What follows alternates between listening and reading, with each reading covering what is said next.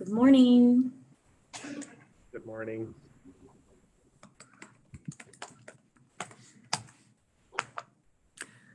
Okay.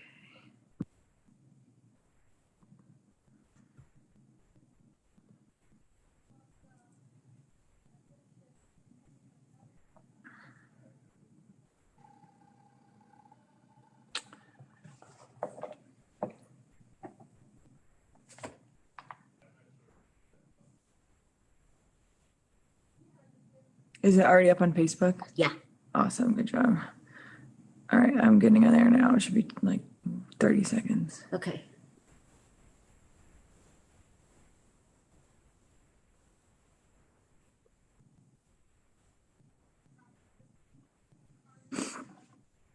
Hey everyone, I think we're expecting Randy not to come today. Is that correct?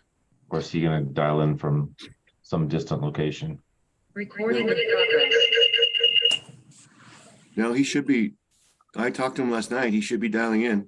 Okay, I guess it was George dialing in from some Yeah. fabulous locale.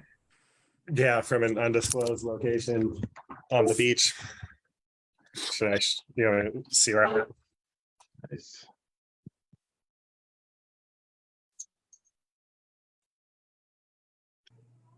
I don't know if my camera can pick it up or, Oh my gosh. but there's a pirate ship over there. Oh my gosh, I'm jealous. Me too. I think we got a foot of snow overnight in Frisco. That was fun. Here's I will. Randy. I'm going to jump off and call Randy. No, he's here. He's here. Hold on. Can you cross him? Yes. Ah, I just sent I Jordan tried to panelist. you.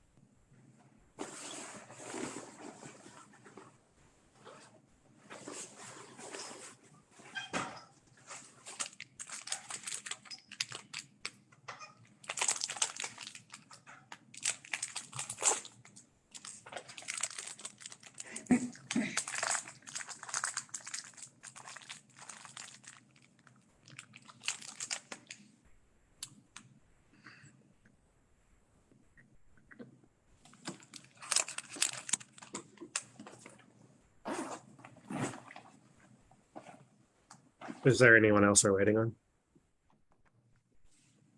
Think so. I don't think so either.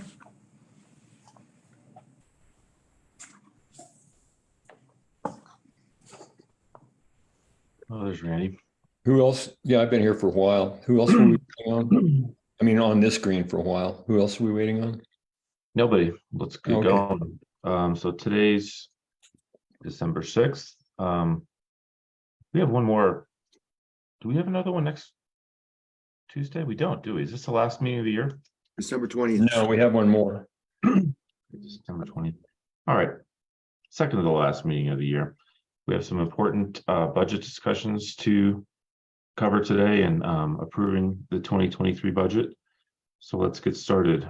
We'll start with county commissioner updates. I don't have any. So Randy, I'll turn it over to you since you're unmuted. I had meant to look back to my calendar the way we always do to remember what we did in the last, which 12 things on the calendar are there. But one thing that was just really interesting and that I learned, I did go down to the Sand Creek Massacre site actually because of the snowstorm. I did not meet with the Southern Cheyenne who had invited me, but the Northern Cheyenne instead, and got a really, really neat tour of their research center in Eads with Otto Braided Hair and Danny Standing Water, and for a couple of hours really, and it was so that was a really neat thing to go with Eileen and have that opportunity to do. But the other thing that came out of that afterwards I've learned is since the CGNAB approved a couple of 3 weeks ago now, the change to Mount Blue Sky, as we might have expected, the Forest Service and the governor were the last two things they need to hear from, and they'd both been waiting, of course, on that. And the Forest Service did come through and went through a bunch of channels and got somebody in Washington to send their letter by last Friday, which was the deadline. The governor has not, and has not responded to several requests for when they're going to get it done. So it looks like they'll be at the earliest doing that, but it looks like it will change in January. And the Mount Evans Road will still be open again. It's now still Mount Evans officially, will be open again this year, but it's 2024 or later that it will be closed. And I can't remember what they last said about it, Sean, but I know that was of interest to you as far as the Mount Evans Hill Climb and Team Evergreen and all that. And that's all I got. There's other stuff, but we got an important meeting today. Thanks, Randy. On to you, George.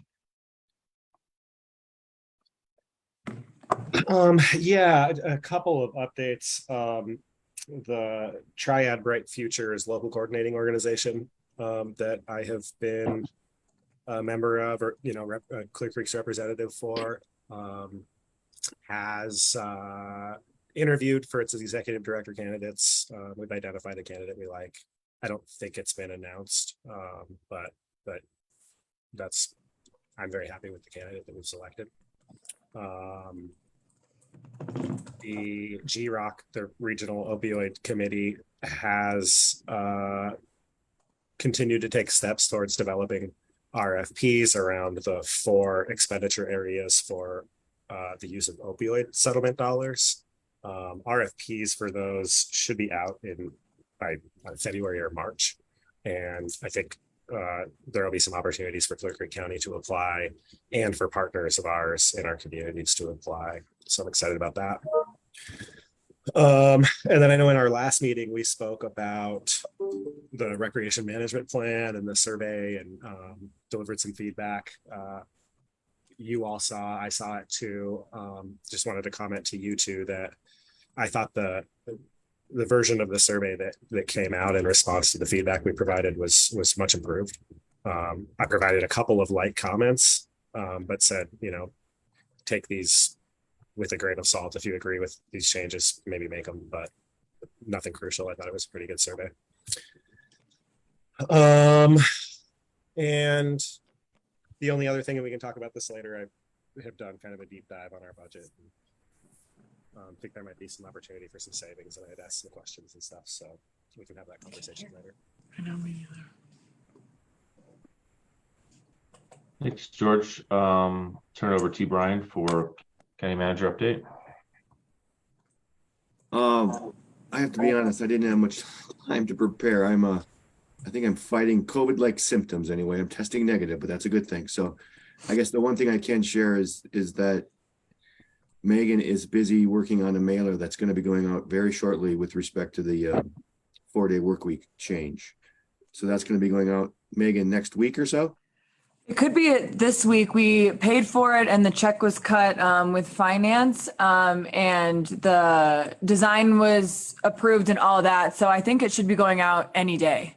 Okay, great. Just when they get everything printed. But yeah, it's good to go. We got all the addresses and that kind of stuff. So we're using the addresses from the assessor's office to get a mailer out to all households with respect to the change in operations. So Yes. and that's the extent of my update today. One thing, I was just looking through our emails. There's been a little bit going around, and maybe we can just take a moment to confirm it here, about there's an individual that's interested in seeking an appointment to our DRCOG Area Agency on Aging. And I think the question for us is, do we want to interview that person? Do we want to open that spot up for community members to seek that appointment? I'm perfectly okay with it. I think I'm all right with a person different than one of our kind of, as Sean said, with all the meetings we've got, sometimes you have to make choices and prioritize, and that's one that he hasn't been able to make for a while. And I did some when I was that person, but it was the same kind of a thing. You've got to choose your priorities with multiple meetings. So having someone else who can be dedicated to it and has some knowledge and incentive in the field would be good. I think in the particular case of that person, they sound like they might be pretty good. I'd just like Peter or somebody to answer the question, or maybe ask the question of them to make sure that there isn't, because of their employment, just make sure there's no conflict of interest or anything like that. I'm sure they wouldn't want that either. This is not a, cast any aspersions on them, but just would want to make sure about that. And without going in, I don't feel comfortable going into any further detail because I don't want to throw that out there as a problem for that person. But I'd kind of like to have maybe Peter ask them that question and make sure that's, a good appointment for that reason. I think making appointments of members of the public, it should be an open process, and it's wonderful that somebody put their, stepped forward and raised their hand. But I think we should treat every position exactly the same, whether it's one of these or it's a commission. And so I think we should have Beth or whomever advertise for the position, do the interview. And I think in the meantime, if that person wishes to attend the meetings, I'm almost certain there's nothing going to be, there won't be any challenge with that. I think that they're public meetings. I would agree with that. And then that question that I asked can be answered through the process, I think. And I'm fine with it. I mean, I have no objection other than that one thing hurt. It would be the same thing I'd ask about myself in that situation. If there was, just want to make sure that there was, that the person was solid and didn't put themselves in the lurch, by the appearance of, under the law, the appearance of conflict of interest is the thing that's more often the problem than actual conflict of interest, and just want to make sure it was cool up front. Seems reasonable. And I agree, we should open it up, let anybody, advertise it, and then interview this individual. I believe she's already attending those meetings. She's been participating with project support. They formed aging committee, a local aging committee. I'm not getting the name right. And she's been participating there, and I've seen her there a couple times. So yeah, okay, thank you. I think. Am I hearing direction that we need to advertise that position? I think so. Okay. Thank you. And that's the last. I don't know what advertising means. I think, have we normally been advertising? Well, just put the word out there that we're seeking volunteers On the to come on that committee, like we would for any Socialize other it, board put it or on commission. Facebook, put it on our website, something like that. Just like we would for any other board or commission. Right. Yep. So we have a lot to talk about today. We have 15 minutes. Peter, how can we optimize what we're doing here? Are there items that we can punch through right now? I know that some of them probably need to stay at their appointed advertised times. Or we could start the executive session and maybe let it bleed over and start the renewal or sustainability topic, start a little bit late. Well, let me ask this. I alerted Beth that we might be starting that early. Are they ready, Beth? Are they here? Any of the people from Mike Huntergy? I'm not seeing. We don't think they're on yet, Brian. Okay. Sean, if you want to go through the consent calendar, or we can jump right into executive session, whichever. You're going to save time no matter what. Well, let's do I would suggest the consent item and then see if they have everybody here by the time we're done. Yeah, I'm fine with that. So the consent agenda is advertised for 9:30. Is there any items here that we need to delay or discuss individually?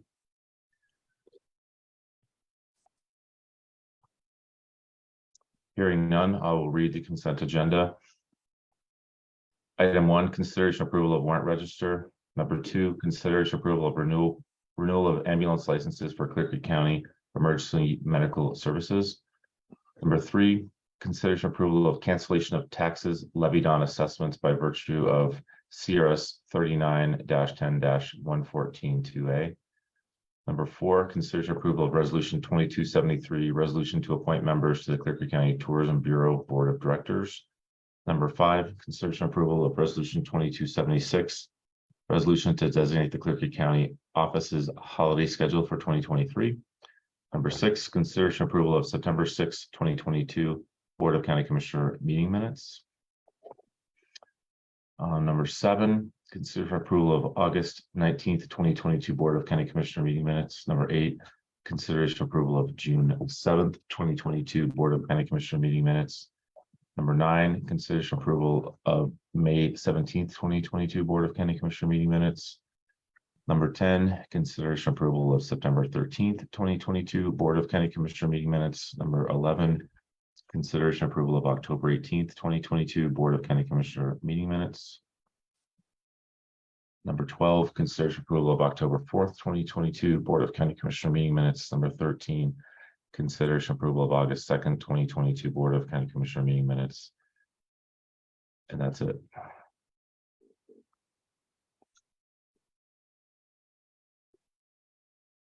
I move we approve the consent agenda as read with gratitude to the volunteers on the Tourism Bureau Board of Directors.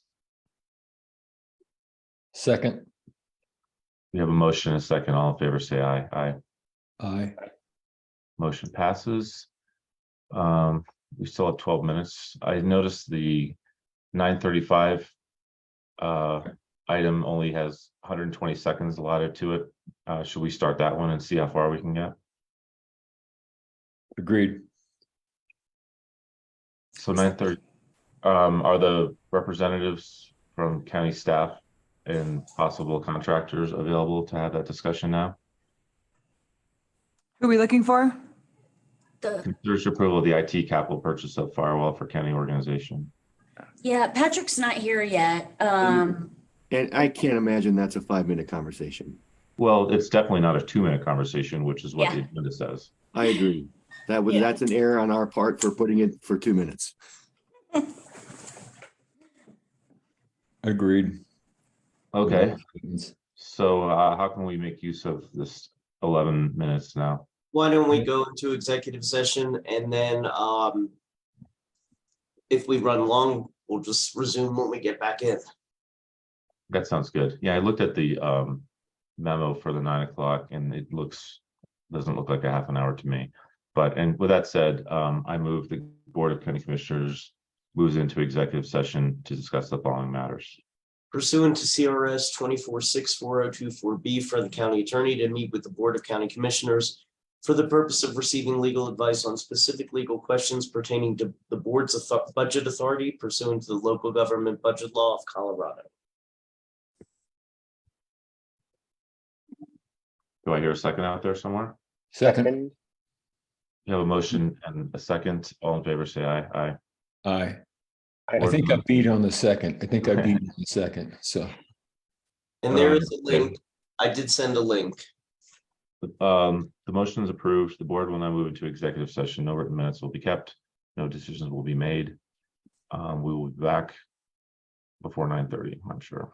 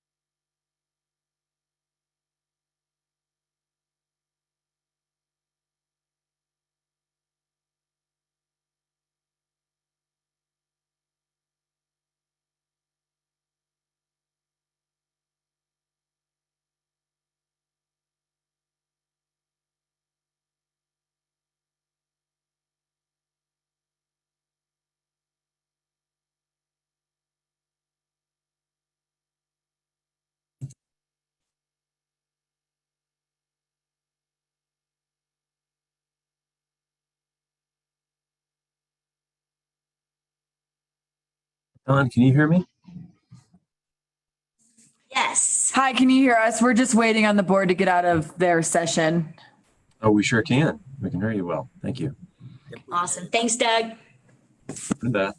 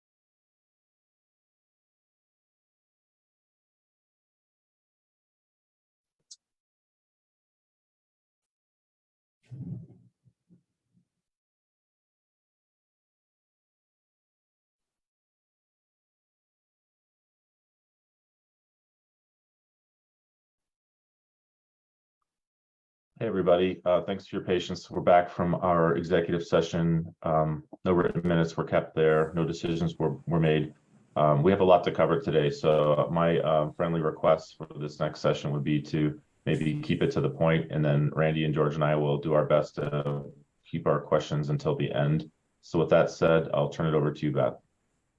All right, thanks. Hey, everybody. This is the county sustainability update.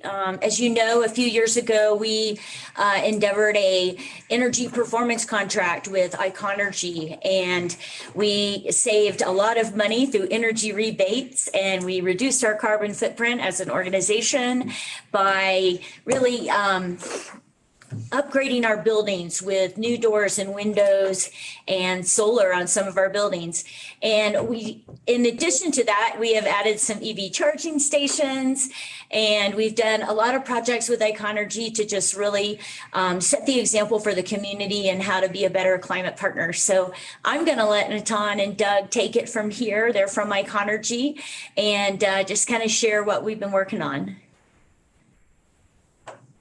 Excuse me. Great. Thank you, Beth. And good to be with you, commissioners. I've had a chance to, I think, meet Randy and Sean in the past. George, I'm not sure if we got a chance to meet, but thank you all for joining us this morning. So I'm going to run through a couple introductory slides, and then Tan will take us into a quick demonstration. The intent is to meet with you guys quarterly, just to have these very quick updates, because we do know you have a lot going on. So we will keep it short and to the point. But if there's any questions you have, please ask just at your leisure. So Natan, are you going to queue up slides so they can see? Right now, I just see photos of everybody. Yeah. Which is lovely, but not quite what we're wanting to present. All right, there you go. Oh, that's the Sky Spark one. There we go. Slide deck. Slides correctly. Yep. Yep. I can see that. All right. So next slide, please, for the agenda.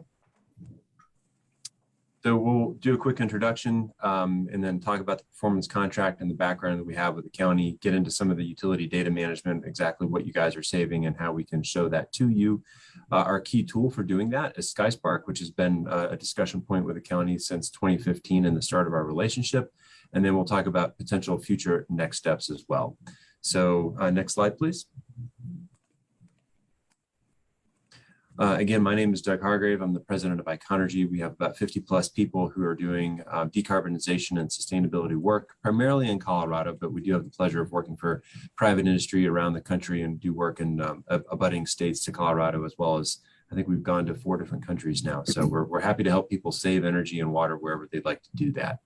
And then Natan Simhai, we'll get a chance to chat with you later today. He's our lead engineer for Clear Creek County. Grant Stump had to drop off. We had a different call, but he is a sustainability associate with us. And then Lee Mackey, I don't believe has joined us today. He's been our project manager for the projects with the county over the last few years. And then Josh, I'm sorry, is covered up in my view here, but we also have Josh that helps Natan and myself do a lot of analysis for the county, including some of the telematics studies we did for the county on your vehicles. We'll talk about that in a bit. So performance contracting is where it all started, as Beth mentioned, back in 2015. The county went out for what's called a level 1 energy audit. Level 1 means it's the highest level and most general. Then there's level 2 and there's level 3. You get much more granular and detailed, and you can really dig in as you go. But the county originally went out for a level 1 audit after being in discussions with DOLA about how to reduce its utility costs and its operating costs in its buildings.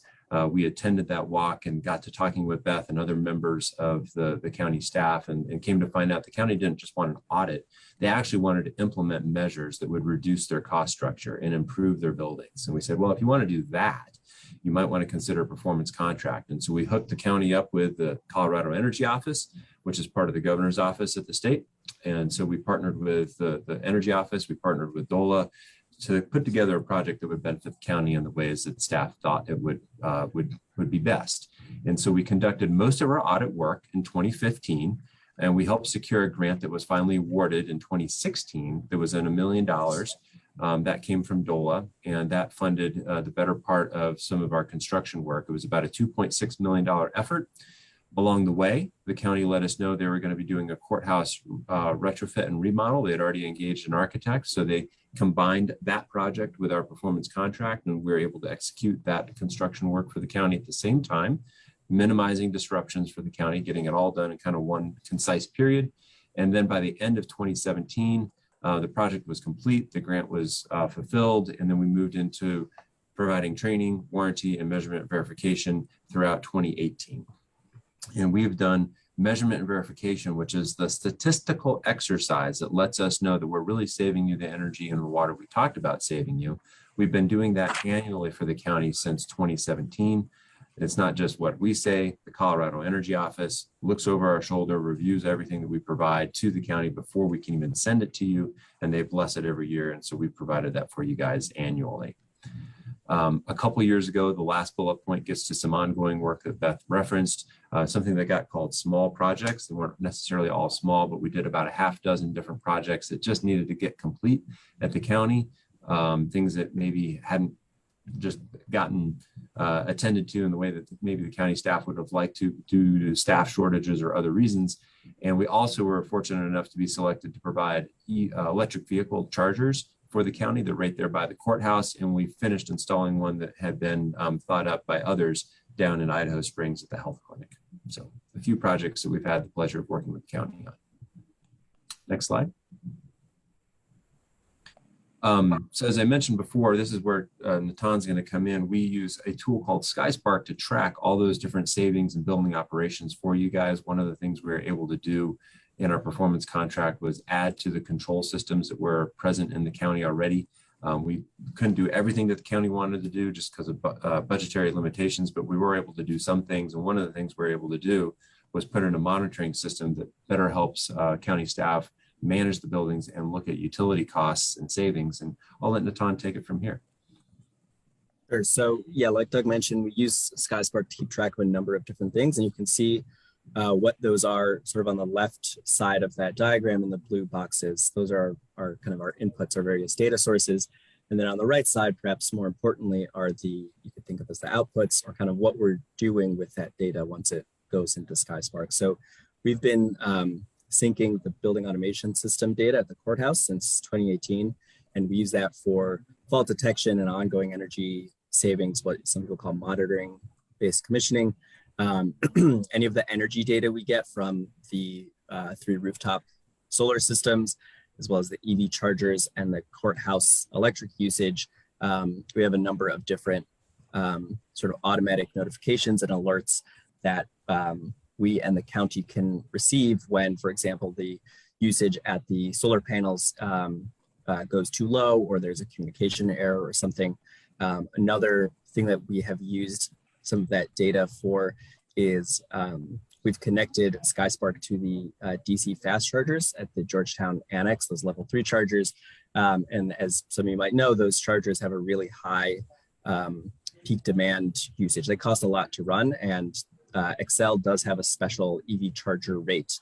And we were able to help the county in their analysis and their discussions with Excel using the data in SkySpark to figure out, okay, if they move to this new rate, how will it save them money and how much will it save them? Because that's sort of what Excel wanted to know in order to let the county switch to that. And so county started those discussions with Excel, and they seem to be on board with moving the county to the new rate on that meter at the EV chargers. And we were able to see using our data in SkySpark that, you know, that could save as much, that could cut the bill for those as much as 50%.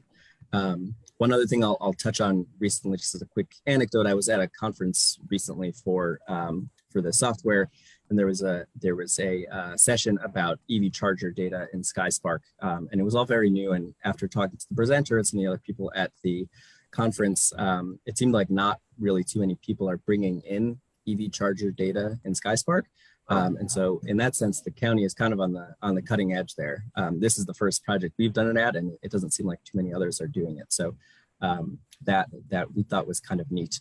Another aspect where we recently helped the county in terms of their energy management is that some of you may be familiar with the new state requirement that all buildings over 50,000 square feet are now required to report their energy usage to the state energy office for purposes of benchmarking. They're going to collect the data for a few years, and then eventually they're going to start mandating some performance standards using this few years of collected data.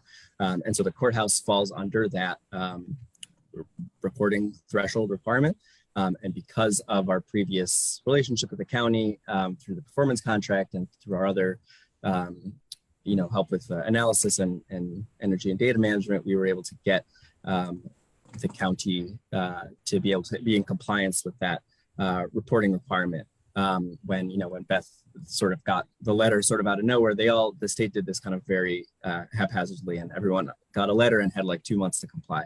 But luckily for the county, it was relatively straightforward because we knew where all of their energy data was, and we've set everything up for the future years where they have to report this, and that can be done either with data from the utility bills or data from SkySpark very easily, just to enter that so that the county can be in compliance in future years. We also have some potential future sources of data that we can put into SkySpark. The animal shelter is up for an HVAC renovation and new controls design, which Iconergy has helped the county bid out on. And we have been working with the controls contractors who are providing those bids to make sure that the system that they intend to provide is going to be able to be integrated with the existing courthouse HVAC control system.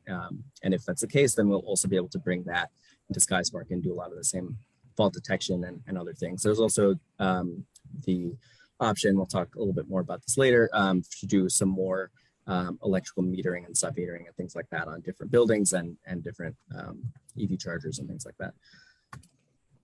So I'm going to quickly stop the presentation and just show you a quick live demo of SkySpark and just some of the things that we have in there. So what you're looking at right now is a view for last month, is November, just so you can see a whole month of electrical usage at the courthouse. This is their energy usage. And we have a device there that meters the electrical energy usage at the courthouse at a much more granular level than you can see on your utility bills that you would get every month. And so here we've rolled it up to a daily total, but you can get as low as 15 minutes of energy usage. So that way we can really sort of dive in and drill down to see, time of use wise and the day to day, week to week. What is the energy usage like? What are the usage patterns? If we see that the usage is sort of different or different than what you would expect based on the weather, then there's some options there to kind of generate some alerts and things like that. This right here shows the electrical usage in the purple bars, as well as the revenue generated from the EV chargers. And right now we're looking at those annex fast chargers, the level 3 chargers, but we also do have the other chargers in there as well. So these are the courthouse level 2 chargers in the parking lot. So you can see there, those are level 2 chargers, so they're using a lot less electricity. And you can also see the point at which the county decided to start charging for those chargers. where we get the revenue for those. And this is on a weekly basis for the past 3 months.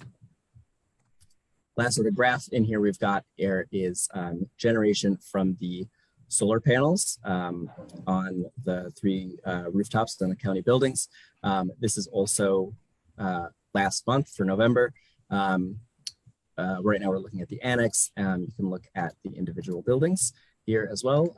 But what is probably most interesting is looking at all 3 of the buildings that are stacked on top of each other. So this is the daily total for November of each day of the electricity generated by those solar panels. And when we have days like this where it was snowing or cloudy or something like that, you'll obviously see the generation will be lower. And if we get a certain number of days or something where we see the generation is suspiciously low, that's the kind of thing that SkySpark will sort of automatically generate an alert for and send an email to us and to the county staff as well. The other major source of data we've got is the building automation system at the courthouse. And we do a lot of different things like that. I'll just show you one quick example of something we found. This is data from about a year ago from outdoor air temperature sensors. You can see all these lines are different temperature sensors, and they all are sort of following each other except for this one green line. This is the temperature sensor that controls the boiler plant at the courthouse. You can see every day it was spiking up kind of suspiciously like this. We noticed this, and it told us that that sensor is probably not in the right place. It was maybe getting hit by the sun, and it was reading 90 degrees in the middle of November, which is probably not correct. And it was actually causing the boiler plant to get locked out, to get shut down, because it thought it was hot outside and didn't need the boiler. We had the facility staff investigate that, and it was indeed sort of getting hit by the sun in the afternoon. And we moved that, and you can see now that's not happening anymore, and the boiler plant is operating a little bit better. Going to now switch back to the, see the slides now? Yes. Yes. Okay, great. So having said all that, there's a couple of potential options available to the county for some next steps that it can take in order to meet some of its sustainability goals, should the county be interested. Doug, All right, we're good. Doug may have mentioned that, we did some other sort of feasibility studies for the county. One was surrounding the solar PV installations, putting those, expanding the solar capacity for the county and installing solar on some of the additional buildings like the courthouse. The recent Inflation Reduction Act makes some of those solar investments a little more attractive because of the tax credits. Additionally, the Clear Creek County in particular might be able to get a little bit extra tax credit. The base tax credit is 30%. County might be available to get an additional 10% because of some of the EPA Superfund or brownfield sites that are contained within the county do qualify you as sort of an energy community that gives you, potential bonus thing. They're still sort of working out how they're going to assign that designation, but that is an available option to the county. Another study that we did for the county involved retrofitting the exterior lighting, which is mostly LED, but is not dark sky compliant, which means that it's essentially sends a lot of extra lighting into the sky at night, which has a number of different negative impacts, and a lot more communities, especially rural mountain communities, are looking at becoming dark sky communities or designate getting dark sky designations, which would involve retrofitting some of those exterior lights to not spill as much of that lighting outwards, and keep the skies darker at night. So we did a study around what lighting on county buildings would need to be retrofitted in order to do that, and sort of what the cost of that would be. Last time we were here, we gave a presentation on the electric vehicle plan, so I won't touch on that too much, but the same next steps from that presentation apply as well, including additional EV chargers and electrification of the county's fleet vehicles. One other example that was mentioned to us in some of our weekly meetings with the county is that county staff is looking to likely go to a 4-day work week on some of their or all their buildings where, where that can be done. Obviously, the 24/7 places like dispatch and things like that won't be, but for a lot of the employees, 4-day work week might get implemented, and there could be significant impacts on energy usage there. Or if there aren't, we'd want to see, what sort of something we expect to see the impacts of from that, and what are we actually seeing, and where's the disconnect. And then, like I mentioned before, there is a lot more we can do with sort of some of our energy dashboards, and building those out further, putting metering on some of the fast chargers, for example, to get more granular data. We're putting it on some of the other county buildings to get a lot more of that granular interval data, and help with learning about the energy usage patterns more than you would see from the bills. I'll turn over to Doug to talk about the last two. Sure, thanks, Natan. So there's a lot of grant possibilities that are being fueled by federal legislation. First it was COVID bills, now it's the IRA. But DOLA is a channel for a lot of that information. And so to the extent the county has aspirations of being more sustainable, whether it's from electrification of buildings, fleet, energy efficiency, dark sky, you'd be surprised at the ability to find money that's available to help buy down the cost of some of those things. So I just wanted to make sure the county heard that loud and clear today, because I think the county has been a great sustainability leader within the state, and is looked up to by other counties for all the work that you guys have done. And so, as Natan covered previously, there's a lot of money that's available to help meet those ambitions. So please feel free to tap into us to see if we can help link you up with some of those dollars. We obviously have a successful history of doing it with the EV chargers and the grant for the performance contract. We'd love to continue to be the county's partner. And one of the other things that may not receive grant dollars is a number of public and private entities are doing greenhouse gas emissions inventory work or greenhouse gas accounting work. And I won't take you through what a scope 1, scope 2, and scope 3 is. The bottom line is it's just a way of doing all your carbon accounting and then sharing that information out with your stakeholders or reporting it out to different entities that then publish it so that folks who track climate change can see how much we actually all are doing to reduce our carbon footprint. So that's something that public jurisdictions are doing in Colorado. It's not very expensive. It's something that we could easily do for the county should you decide you want to do that. And the last thing I'll mention here is that we have been doing measurement verification with the county every year since 2017. Right now, I think Beth has a proposal from us to potentially do it next year. You don't need to continue doing it. It is purely at your option, but you do also get not just services from us, you do get free services from the Colorado Energy Office to the extent you continue doing measurement and verification, because they do review that information. They're free to join any of the meetings that we have with the county and our support for your facility staff. So just some things for you guys to consider as the commissioners who ultimately manage the county. And I believe that is the end of our presentation. So we are here to take any questions that you all may have.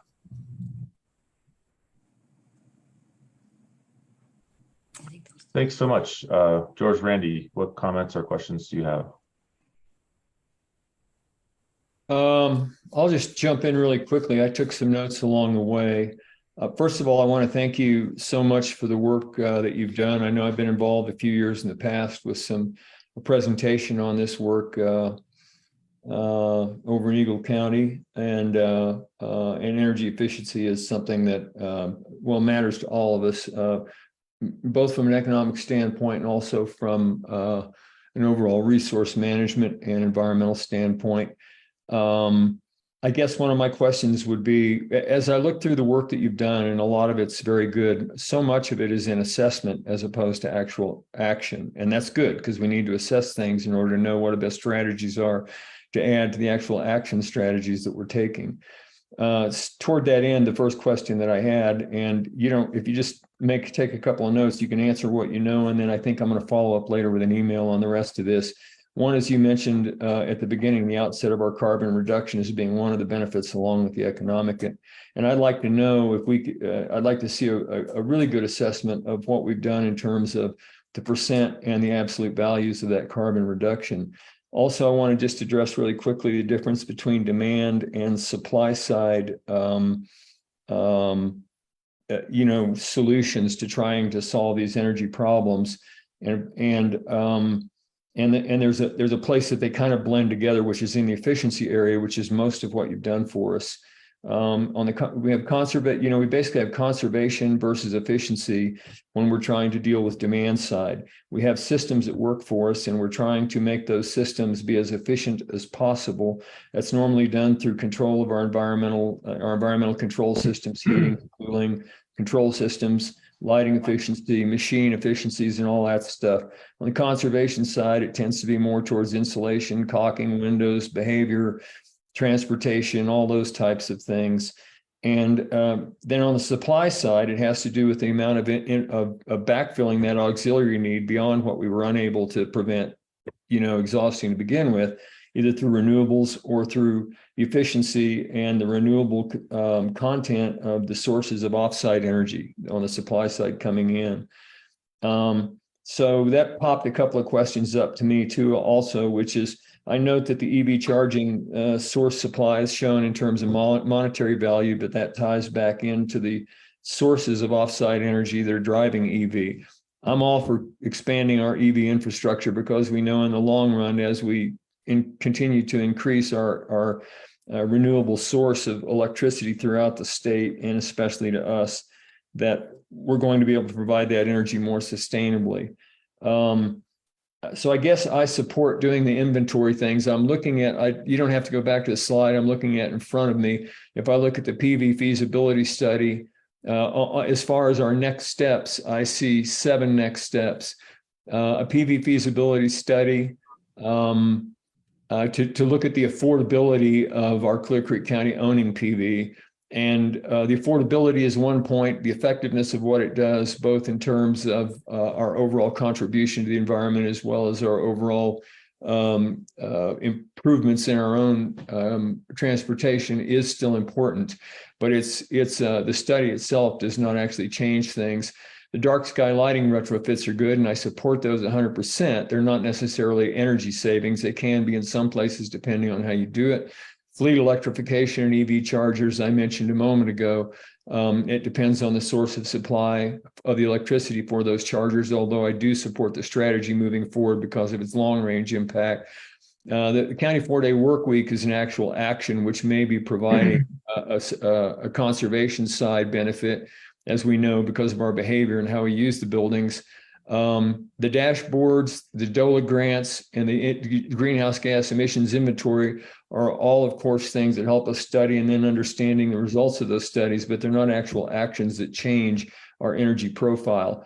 And so I support, personally, I like the idea of doing the inventory, and we've talked about that for some time. And I think getting a GHG emissions inventory for both our own operations and for, at some level, understanding the county as a whole will help lead to yet more actions in addition to those that you've taken. Most of the actions that we've taken, I note, are in the efficiency level, the efficiency of our control systems, our lighting, our plants that produce the energy that we need to heat the buildings and so forth. And I really appreciate those. So in terms of next steps, I'd like to know how I'd like to know, and it doesn't have to be in a big presentation today. I'll communicate with you via email, but I'm highly interested in knowing how all of our next steps are going to lead to actual energy savings down the road once we are able to act on the information that those provide to us. And that's kind of my comment. If I could just address that real quickly, I think what we would aim to do here, Randy, is get you guys, just like you said, we can give you a little pie chart that shows what the reductions have been to date, even break it out efficiency versus solar. And then furthermore, we can list the future actions that we're aware that the county is considering taking, or whether we would recommend that you consider taking. And we can give you estimates for how much reduction that would provide in both cost and carbon as well. Just high level stuff that we have all the data already available to give to you, so you guys don't have to spend any more money on assessments. I 100% back what you're saying. Assessments are helpful to guide what you're doing because you want to make informed decisions. But an assessment does not save any money in and of itself. It does not save any carbon in and of itself. So action is what's needed. And I think you guys have done enough with us that we can reharness all the information that hasn't been acted upon, present it to you, and you'll have a menu that you can pick off of things you want to do in 2023 and forward. Well, I appreciate that. And I don't mean for my comments in any way to denigrate the work that you've done and the appreciation. I hope you get out of it enthusiasm for the fact that I would like for the analysis of the work that we have done to date and the analysis of the things that we can do to lead to actually continuing to do those things which are affordable to us and simultaneously create greater contribution, climate contribution. Yes, sir. You've been a great advocate for the work all the time, and I appreciate that. This is all positive as far as I can tell. The one thing I would say is just a general comment is the solar industry has radically changed since 2016 when we did that audit for the county. So the ability for the county to own cost-effective solar is so much greater now, particularly because of the Inflation Reduction Act, than it's ever been before. It does reset the table. So we'll get you guys some high-level information. You can have us drill into anything you want or not. We'll just get it out there to you. And that's something that maybe Natan, we can aim to do before the end of the year even. Yeah, and to your first question, we do actually have that information about the savings. We left it out of the presentation just in the interest of time, but I have it in front of me, and I'll send this out to Beth, who can probably share it out to the rest of the group. But I can just tell you real quickly offhand that in the 5 years of performance since the measures in the performance contract were implemented, we verified about 1,800 metric tons of CO2 reduction, which per Beth's suggestion, I converted into equivalent vehicle miles driven.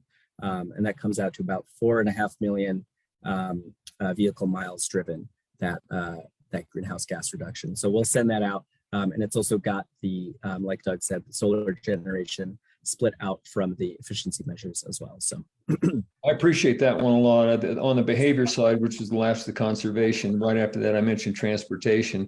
You can mention transportation and housing and things like that in terms of our programs that also have a pretty large benefit. If you can live near where you work and have both near where you shop, and then have transportation systems that enable you to get there even more efficiently, there's great savings to be had there. And that's getting really high level and into the clouds. So.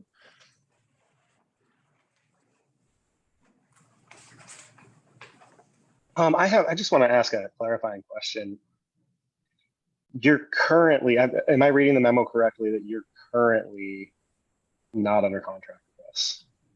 No, we are under contract with you for measurement verification through the end of this year. I think we've completed, Beth can remind me if I'm wrong, but we've completed all of our other projects except for the animal shelter HVAC retrofit has hit pause. So that one is also an active contract. We've completed the phase of work we were asked to do, and I don't think the county is ready to move on just yet to the next phase of work. So we have 2 contracts that are active with the county right now. Okay, thank you. And then, so all of these potential next steps would be new contracts? No, not necessarily. So the performance contract actually is something that right now it's just active with measurement verification. Public entities bring back additional scopes of work all the time with the performance contract. So you've been actively under contract with us. There's no need for a new contract vehicle if you choose to work with us on any of these topics. They can simply be a new phase to the performance contract. At least that's traditionally how it's done in the state of Colorado. And I can refer you to the Colorado Energy Office for a final kind of state level ruling on that. But that is the common way that that's done in the state. Okay, yeah, that's fine. And just kind of curious what kind of a decision point we're at. And it seems like we're at a decision point. Like, what else do we want to do now? And I agree with Commissioner Wheelock that this is crucial. It's something that we have to figure out how to move forward. It's also, our budget is in very dire straits. And so the question that I would be really interested to hear an answer to, maybe not now, but as we define these next steps is, where is the federal and state funding? What do the local matches look like? What can we get done by leveraging state and federal funding first? And so that's, I think, in my mind, the next step is to kind of match up some of these tasks that we can go take a look at with where there's funding available. And And in general, I know a big thing, just by the nature of our county being next to I-70, we just have a huge need to build out EV infrastructure for the public along I-70. It's a big economic opportunity, as well as a potential for loss if we don't have the chargers. It used to be that gas stations is what drove a lot of your tourism volume, and we're going to be entering into an area where it'll be charging stations that will drive that volume or help drive that volume. So that's, kind of my thoughts at this point.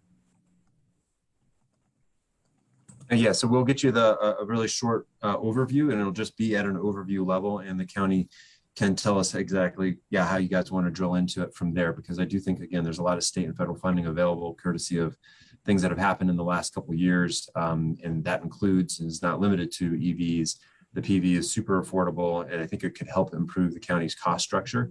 But that'll be a decision for the commissioners to make. And we're just happy to provide that information and then be the county's partner if you'd like us to implement this, because you guys have some rooftop space. You have we've done ground mount systems. You can use some of your ground that you have, and even some of the sloped ground you have is actually pretty good ground to use for solar sometimes, believe it or not. So a lot of things can be touted or pulled together here, and you can kind of continue to tout your admirable economic and environmental record about what you guys are doing. Based on that last statement, just one piece of food for thought for me was that some years back we had, of course, as you know, and it's all part of the stuff you've looked at and seen, of course, we've had the solar harvest for active solar potential inventory of done for all of the places in Clear Creek County that would be great to put solar energy. It turned out that, of course, just from a natural physical standpoint, looking at the ground, it turned out to be a topographic map of the ridge lines of Clear Creek County. Right. And the slopes of the mountains, that were facing to the south, all of which would be accessible as long as we were willing to spend trillions of dollars trying to get to some of those places with the hardware required. The thing I did notice when you mentioned the I-70 corridor, and I thought about that with US 40, is the ability to work with transportation organizations, because within rights of way in certain areas, there are places, typically we've got transmission lines running at the highways, and typically we have banks, especially in this county on the north sides of our highways, that have a lot of real estate that is easily accessible, where active solar could be planted for outlying plants.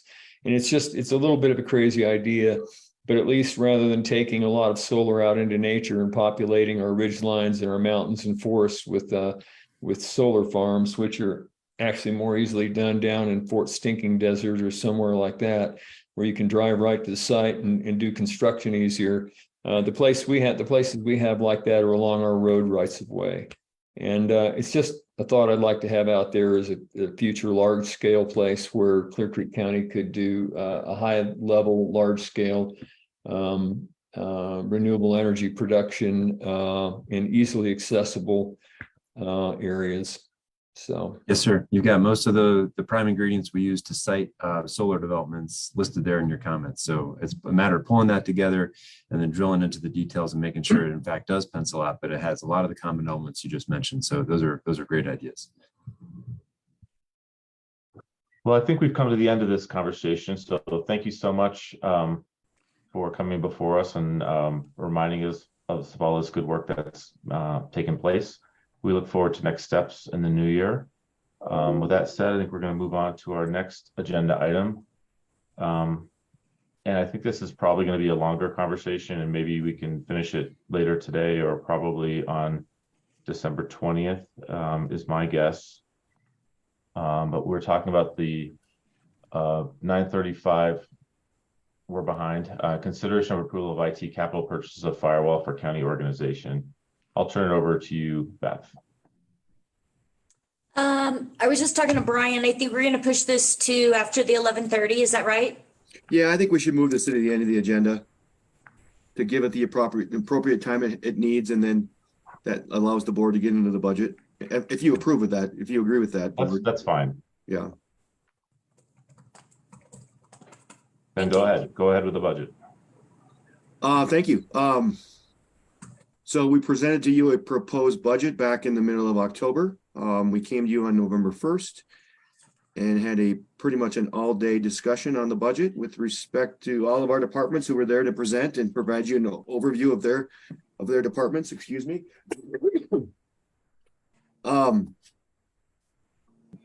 We came back again. I'm forgetting the date of the second meeting, but we came back again and had another discussion, and that prompted some additional questions from the board, which are outlined by our finance director, Maria Ostrom, in her agenda memo that was attached.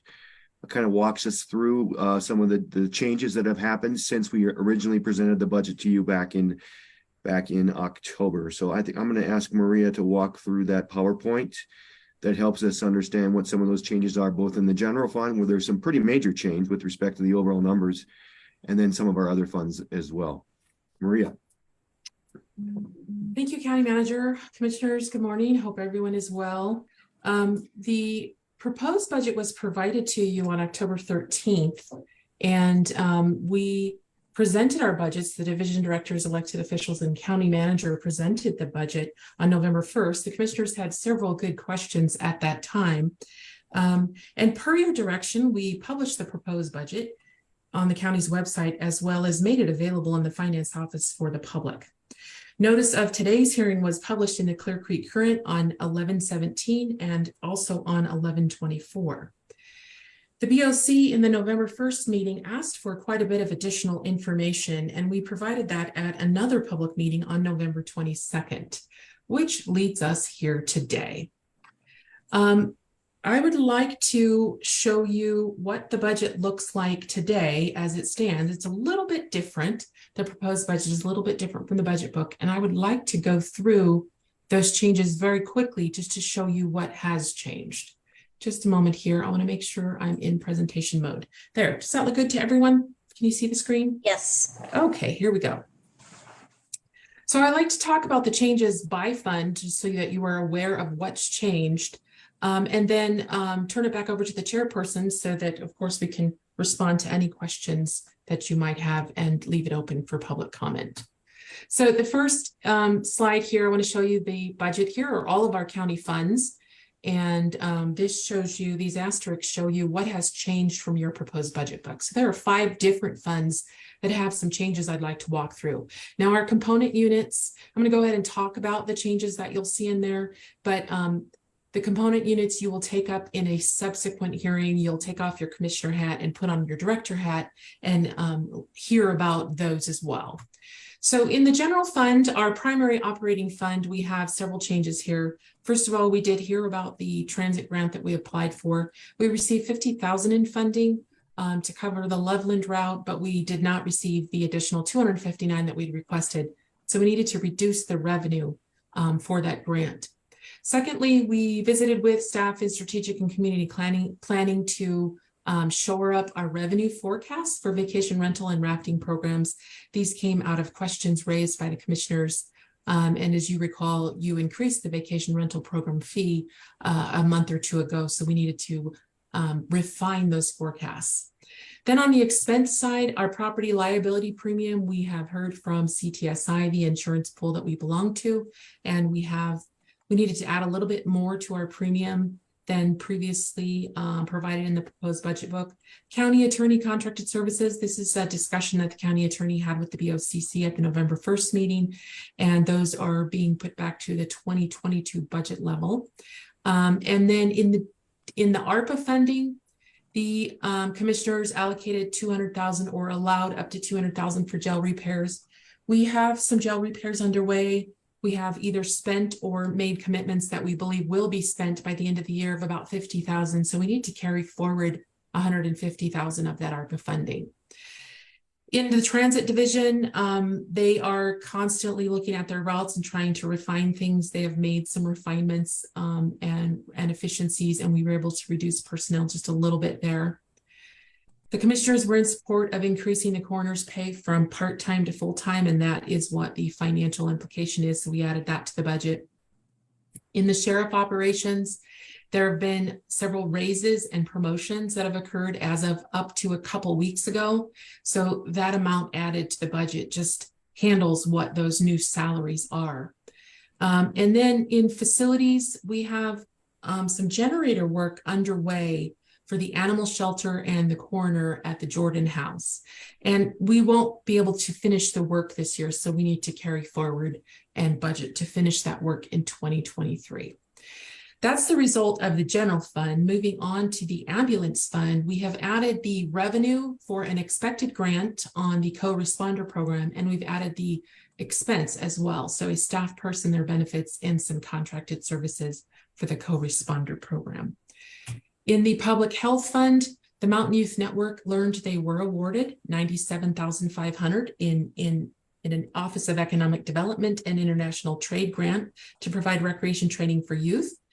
The grant runs or needs to be spent as of the end of 2025. So in discussions with Becca Bernal, the manager there in Mountain Youth, we believe that half of this grant, maybe we would be able to work through the spending of that in 2023. So are recommending that we recognize half of it as revenue and then of course budget a corresponding expense to do that recreation training.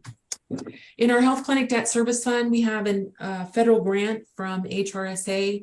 We thought originally that we would receive $1 million this year. We're still stepping through the last requirement for that grant. We do not believe that we will physically get the money till next year, so we are adding $1 million to revenue next year. And then there is a fundraising fee and some treasurer fees that will be due when that grant money comes in, so adding the expense related to that. That rounds out the county funds. This is a component unit. Again, you will take up action on this component unit in another hearing here a little bit later this morning. But I did wanted to point out that in the proposed budget book, we had originally shown you nothing in the Housing Authority Fund. You do know that we have some housing choice vouchers, some folks in our community needing to utilize those services. Grand County provides those for us, and we need to budget a little bit to cover the administration costs of that. There happens to be some fund balance in the Housing Authority, about $15,000 in fund balance. So the general fund doesn't need to transfer money to cover this. It can handle it with the fund balance that is there currently. That rounds out the changes and my presentation. So Chairperson, I turn it back over to you.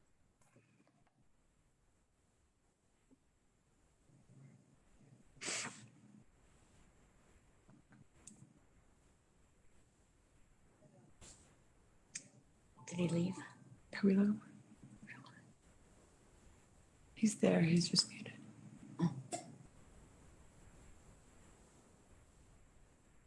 Where's Randy? They're both there. They're just cameras are off. Oh. I'm still here. Okay, what's next? What's next would be questions, if you have any at this point, and public comment. Again, finance to date has not received any inquiries or public comments. I think the ball's in your court, Mr. Chair. Okay. I'm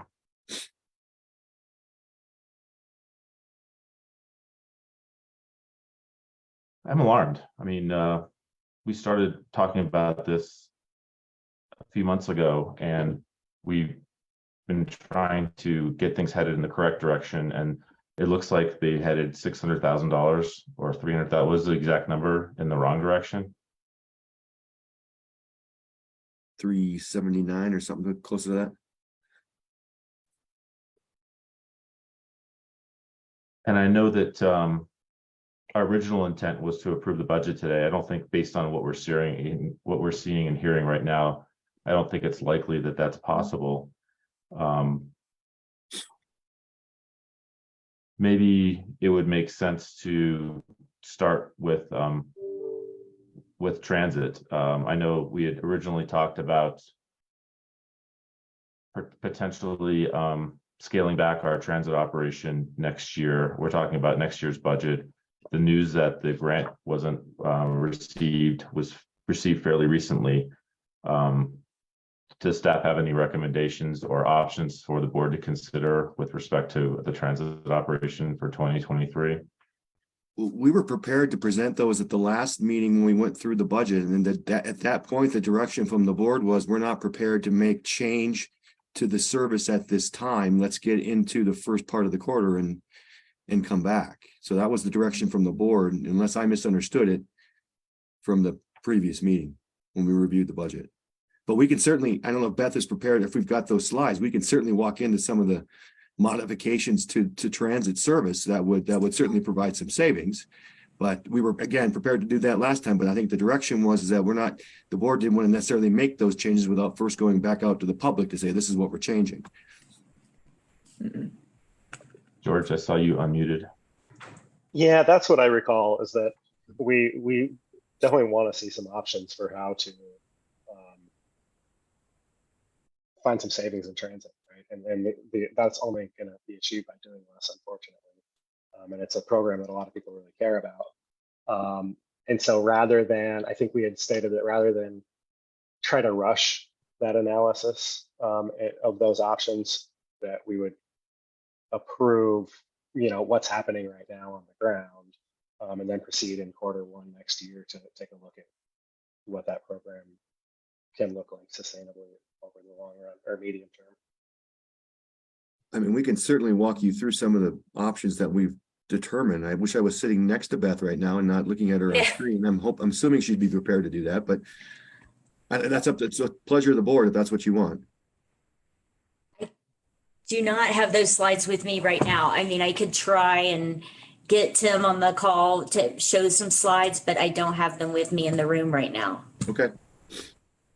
Then maybe we just need to, maybe it was my misunderstanding, but I mean, we're talking about, again, things headed hundreds of thousands of dollars in the wrong direction.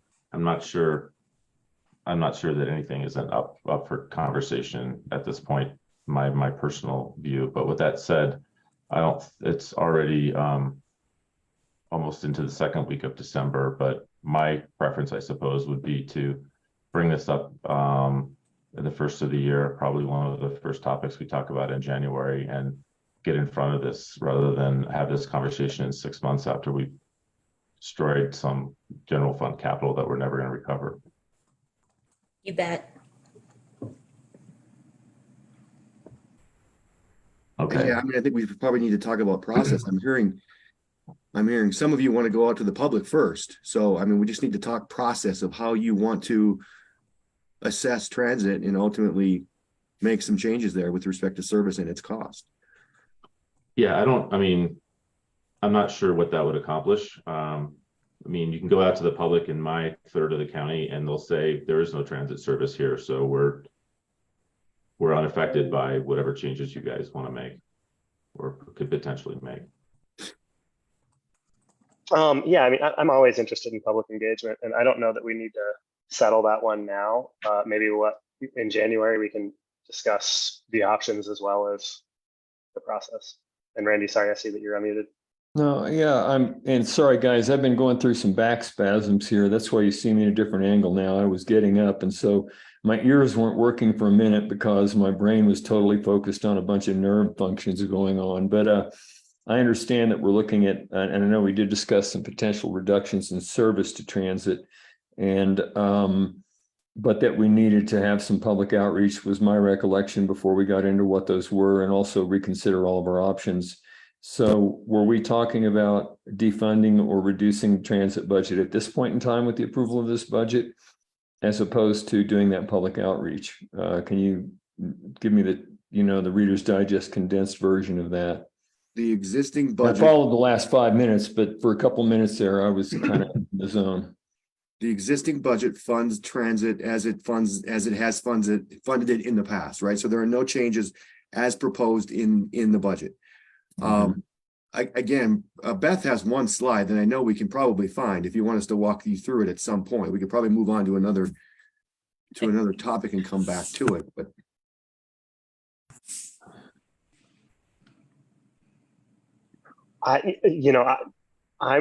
I'm not going to make a decision about our transit program based on looking at one slide in the middle of a budget hearing. I just want to be more thoughtful than that. And so I think we can just defer that to January, unless, happy to hear the information if others want to hear it now. yeah, I think that's fine. I mean, one of the reasons I brought it up is at the time since our last budget hearing or conversation, I've heard from many stakeholders that it seemed like transit was getting a free pass, and we're applying a lot of scrutiny everywhere else in the county. That's why I brought it up. And I don't think it is. I agree, it's not something that we are able to solve or need to solve today, but I will leave us with the notion that it's something that we need to start the new year and put a laser focus on it. We will add it to a topic, to an agenda item in January. And we can discuss at that meeting what process you want us to follow with respect to public outreach, et cetera. Yeah, I would like, and I agree we shouldn't burden it far. I'd like to point out that we've had good success in the past in securing funds at the state level. And I've had conversations with Director Liu herself about the idea that very recently about the idea that, for example, in Pegasus bus stand funding and all of that, one of the things they want to do is to spend yet more investment into local transit systems to make door-to-door connectivity. So I think we're at a little bit of a deficit right now in terms of our grants and funding, but I think more opportunities will become fairly sustainable. Funding opportunities are likely to become available in the future. And so I think we need a complete understanding not only of our local operations in need and the greatest benefits thereof, but also on the supply side, funding supply side of what we're going to be able to get. And so doing some work on that in the next month or two, I think will be very helpful in helping us choose what to do with our transit program going forward. And we don't have time to do it this month. We don't have the information to do it this month. Okay, so staff, Brian, I don't think that changed your direction, but are you good with moving on? Yes, sir. Thanks. The other one, and I don't expect that there's going to be much of an update, but again, I'm bringing it up just because we're kind of focusing on areas where we can achieve meaningful improvements from going backwards as we have been doing. Last meeting, we had a conversation around IT, and the data that was presented the morning of the meeting. And so none of us really had a chance to think about it or analyze it very deeply. But my recollection is that at the highest level, our IT budget, whether you compare it to the number of staff or whether you compare it to our total budget, appeared to be higher than anyone we found in the state. And I know that staff has had a chance to reflect on that and maybe do a little bit more research. One of the things that I kind of wonder to myself is, obviously why. And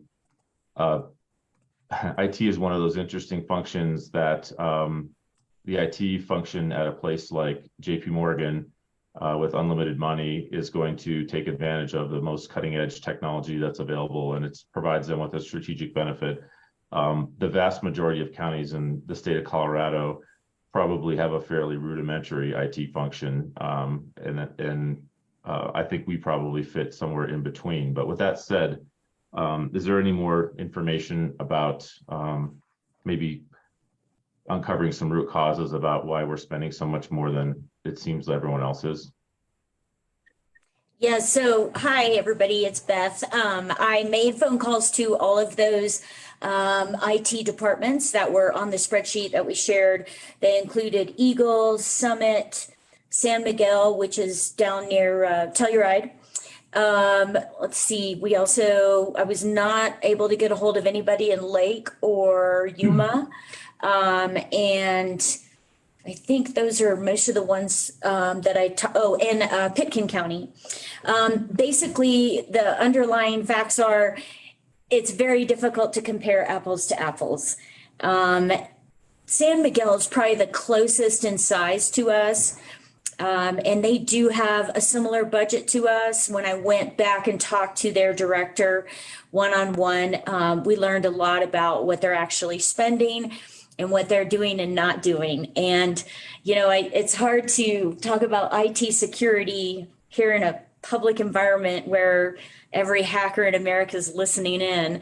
So I just, basically I learned a lot. I learned that all these guys, they're not on the cloud yet with their storage. Eagle is just now going to take the first steps in 2023. We thought Pitkin and San Miguel were already on, and they are not. As a matter of fact, most of them are a little nervous about jumping there and losing control of being able to fix it when they need it.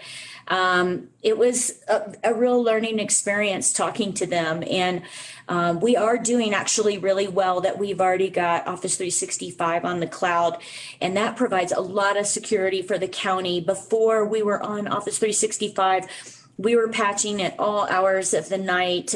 We were actually under attack in 2021 when we called Axiom Group in to help us. And they helped us get out from under that attack that was coming in and helped us transfer over to Office 365, which puts the onus on Microsoft to keep those patches up and keep us protected. And I really, we are doing a lot of cost comparisons for y'all and in the county in general.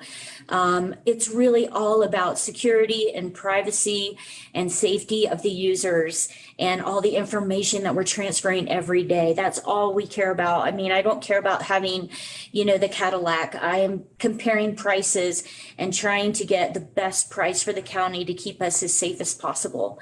And I believe that's the direction that we're trying to go in.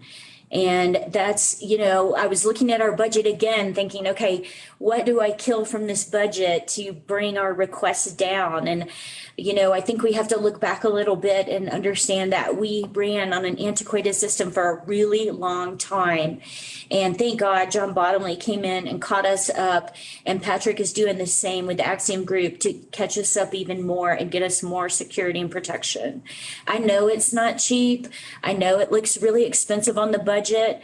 I hear you. It's hard for me to look at too, but at the same time, I'm so afraid of sacrificing our security that I'm nervous about what to chop out of that budget to make everybody happy on the, on the fund balance line.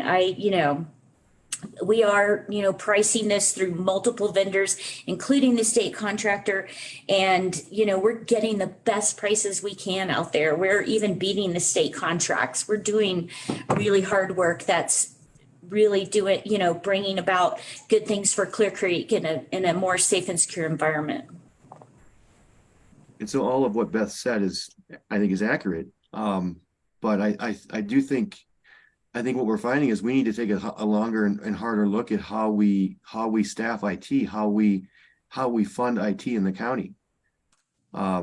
We lost a bunch of staff members for whatever reason, and so we outsourced, and we're finding that outsourcing is costing us a lot of money.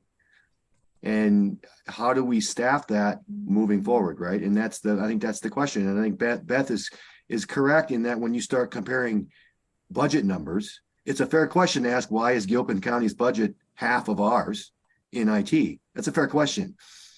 But we can't automatically assume though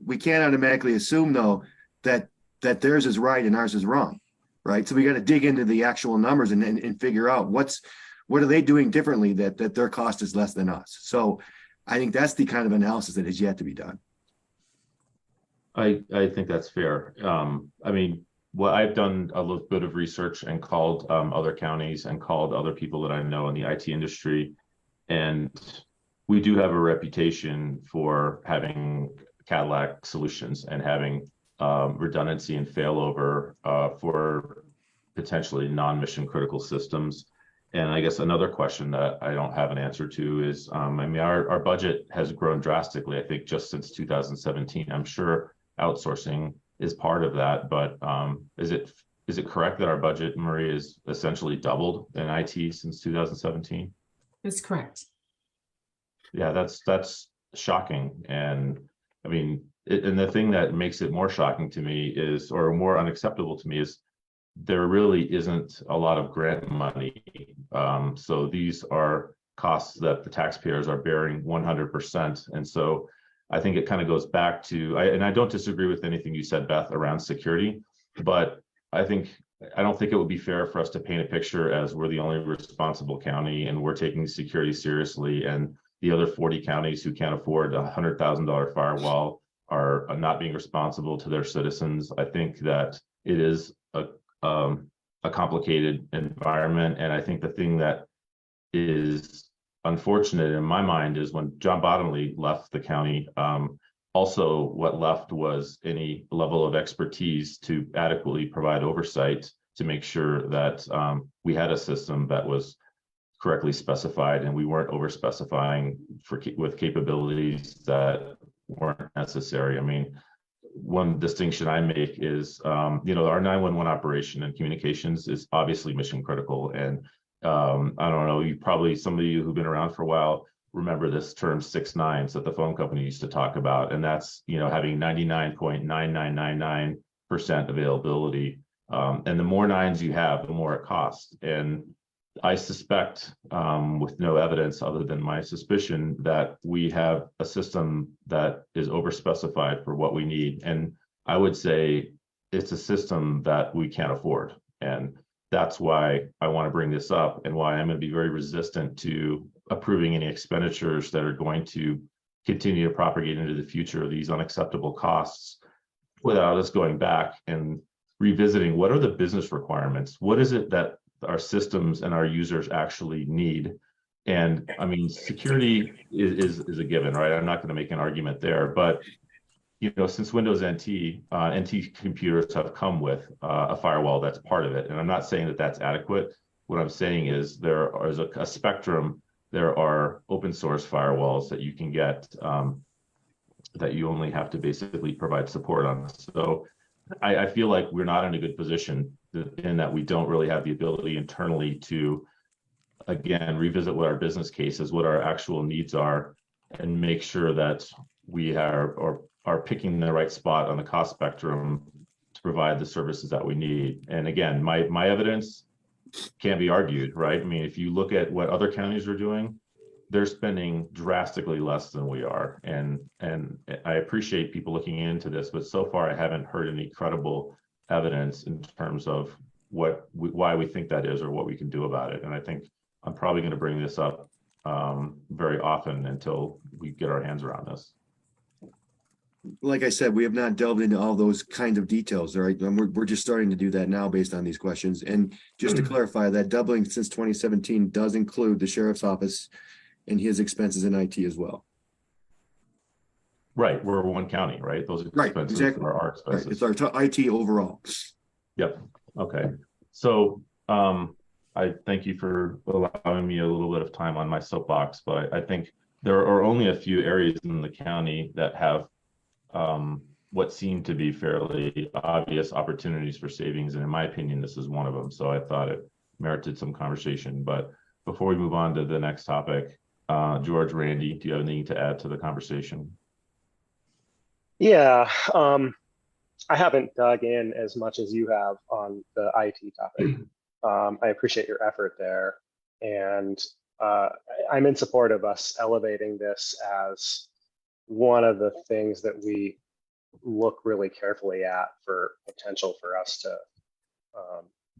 find some savings. I don't hear any of your words as suggesting that our security doesn't matter.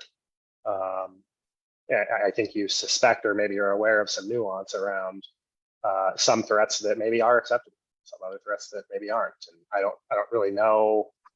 You haven't been specific, and I don't mean that as a critique. I look forward to getting specific in the conversation, and as a public board, I think it's important for us to make sure we're talking about any vulnerabilities that might result as a decision we make in the right setting. Beth mentioned it. We don't necessarily want to be sitting here in a public meeting doing a threat analysis. Anything from you, Randy? Let me unmute. I'm occasionally taking my video off so you won't see the cries of anguish. But and I'm saying that to a guy who just had a knee replacement a few days ago. So I think that the security is paramount. I think we have to look really hard at whether this is the best and most cost-effective solution. at this point in time, and I think we have to achieve the level of security that we must have. Now, other than that, I am wide open because and I want to make sure that we understand the differences between ourselves and the other counties and make sure that we've all got the same costs buried into or aggregated into the same piece of thing that we're looking at. So we're looking at apples and oranges. I have a little doubt from the description that you've given me and from what data we have seen that's yet sort of unverified in terms of whether we've got all the right cost aggregated in the right place to compare. But I have a little doubt that it is a problem and it must be solved and that we're spending too much on IT right now. The question, the nuances and how much, and I think it's something that we need to be digging into hard. As we come to the question of purchasing the firewall, I think we just have to understand right now whether that's a real thing or not at this very moment, and whether that's our best solution for it. Okay. I think I was getting ready, Brian, to say maybe the same thing. I hear kind of two questions. I hear one is, are there things we're doing in IT that we don't need to be doing? And then the other one is, are the things we're doing cost effective? Is that? I think that's accurate. And I think a third one that Brian brought up is we were kind of forced into the outsourcing model by the somewhat sudden departure of our IT director. And I believe we agreed that it was kind of a short-term measure to move to this outsourcing model. I think that's the third question is, do we have the most efficient staffing model? And I think the answer is probably no. And I'll just jog our memories. I believe that our preference was not to outsource, and we had posted and recruited that position, and it was a lack of housing supply that caused that person that was recruited to not accept the offer. And so, challenges abound. Yep. So Brian, do you feel like you have what you need to be prepared for the next part of this conversation when it comes up again? Yes, sir. Well, I will work with Beth and we'll get a game plan together for how to answer those questions. Okay, thank you. Let's talk about the sheriff's office. I know that all three of us have been asking Maria for a variety of different pieces of data related to all areas of the county, including the sheriff's department. I know we had a robust conversation last public meeting regarding the amount of overtime that had been paid this last year, the amount of open jobs that weren't filled. And this is, again, not just the sheriff's office, but we're talking about the sheriff's office now. I believe George did some fairly detailed analysis around those numbers. We also had a conversation with Peter around what the public should expect from us, what our fiduciary duty is, what our statutory obligation is, and kind of what the line is between the Board of County Commissioners and the Sheriff's Office in terms of what the public should expect and what we need to be doing, working together. So maybe with that said, I'll turn it over to Peter just for some brief comments about reminding us again of what our responsibilities are, just to set some context before we start this conversation. Sure, I'm happy to. So in the context of determining and approving a budget, that's a statutory responsibility, of course, that the board has. One of the parameters that the board has is that it also controls the budget of its elected officials within the county, and that it determines and approves the budget of those elected officials. The board has a statutory obligation to do this. The board is vested with the ultimate responsibility for the conduct of the fiscal affairs of the county. So the commissioners are charged with construction of an annual budget from submissions from various departments of their anticipated financial needs each year. To construct such a budget, the commissioners have to pare down and fit respective proposed departmental budgets to assure that expenditures basically coexist with the revenues generated from assessments from the mill levies and other sources. So to hold in any way that the board doesn't have authority over salaries is not something that's actually supported by case law. That's why the board approves that salary analysis that it just recently approved a few months ago. So it takes into account these ranges and then it determines that and it approves it. So it's consistent with the requirements of county government fiscal planning that the board can review salaries in various departments, can advise as to how salaries are used or what's approved. At the end of the day, the board has authority to actually approve salaries. It does that by creating those ranges. That's an example. The other thing that the board can approve is positions. Now, you mentioned, Sean, the sheriff's department.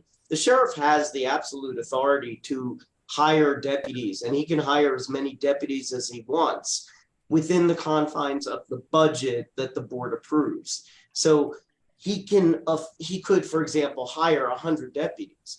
But if the board is only approving, let's say it's $1 million, he would have to pay within that $1 million towards salary, for example. Put a different way is, if you've already set the ranges of deputies, the sheriff still has to work within those confines. So the sheriff retains all the management authority, for example, in how he runs his elected position.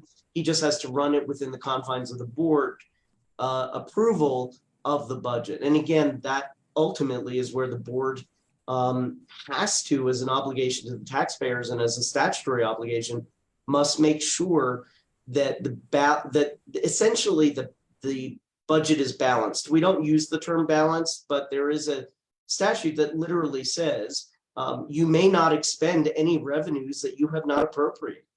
And if you've done that, that's illegal. So that is why the board sets forth this annual budget. Does that cover what you were looking for? Yeah, thank you. I think that's pretty helpful. So maybe the best way to proceed is to kind of take up the conversation where we left it last time. And Sheriff, I'm going to be turning this over to you in a minute. So just so you can kind of get your thoughts together. The last time we had this conversation, we were talking about open requisitions. We were talking about the fact that in November, there was a significant raise or a significant number of new jobs advertised and raises that happened inside of your department, Sheriff. And so the board asked you to essentially sharpen your pencil and to figure out ways to help us save money without us telling you how to do your job. And that would, speaking for myself, that's my strong preference, whether it's the sheriff's office or community development or any other department. I think our role is to provide oversight and governance. It's not to get in the weeds and to tell people to micromanage your shop, for sure. So with that said, again, we ask you to sharpen your pencil. So Sheriff, I'll turn it over to you, and you can obviously turn it over to Under Sheriff Stein or anybody you wish, just to respond to that and kind of start the conversation about cost savings. You want to go in there, or you want to do it in here? I can go over there. We have sharpened some of our pencils. It's not an overnight thing or a 2-week thing that we can do this on. We do have some stuff that we can present. I'll let John take it from here and explain. Do you want to go on your computer? Or you want to do it here? I'll just step in. We'll save a little bit of time running back and forth. We do actually have some conversations on ways that we can reduce some FTEs in the future or look at some other contractual things that do take time. We've had some brief discussions, but nothing that can be fast and furious enough to get this budget approved with those future ideas. We need to be discussing contracts or canceling of contracts, other shareholders and stakeholders that are valuable conversations so that we aren't the tip of the tail wagging the dog in other divisions or other entities. So unfortunately, we've been talking as much as possible on ways to reduce some of the budget, but none of it's quick. So I guess is you took our request seriously and you weren't able to actually make any numeric progress from the meeting 2 weeks ago until now. Is that fair to say? Fairly close. We've discussed the water and other little things that can be implemented, but when it comes down to public safety and the number of personnel, as well as some of the other contracts, that takes time to determine if the other shareholders and stakeholders want to go ahead and redefine a contract, take on other services elsewhere, or anything along those lines. That is very time consuming. That cannot be done and presented back to the board to reduce any FTEs by the end of this year. Okay, and I'm going to turn it over to George here in a second, just to have him go over some of the observations he had based on the data he got from Maria. But one thing that I will mention for the benefit of anybody watching is that the county commissioners are responsible for doing jail inspections. And at the end of the last meeting, the three of us did a complete inspection of the jail and had an opportunity to speak to, gosh, who was it? Lieutenant Lucas and Evas. And, you know, they were able to kind of give us a little bit of a ground level view of what staffing looks like and how hard it's been to find replacements and to get the operation adequately staffed. So I would just say, know that we saw that, we heard that firsthand, and that what we're talking about today and the future is informed by the realities that we understand. Maybe even somewhat anecdotally, but we spent time down there, and that was valuable. So thank you guys for joining us for part of that tour. And for allowing us to speak to the staff and to kind of see the conditions on the ground, and also to see the conditions of some of the infrastructure, such as the showers and toilets that are in dire need of repair. So with that said, George, I'm going to turn it over to you. I think you did an analysis based on Maria's data regarding a variety of things related to payroll. So I'll stop there. Okay, thank you. Yeah, and I have been focused on the vacancies and sort of organization-wide. We asked for information about all of the 20 and a half vacancies that are out there. I've been trying to wrap my head around justification to budget for those vacant positions. And in some cases, I'm not sure they're justified. I don't want to present this as something that I think I know.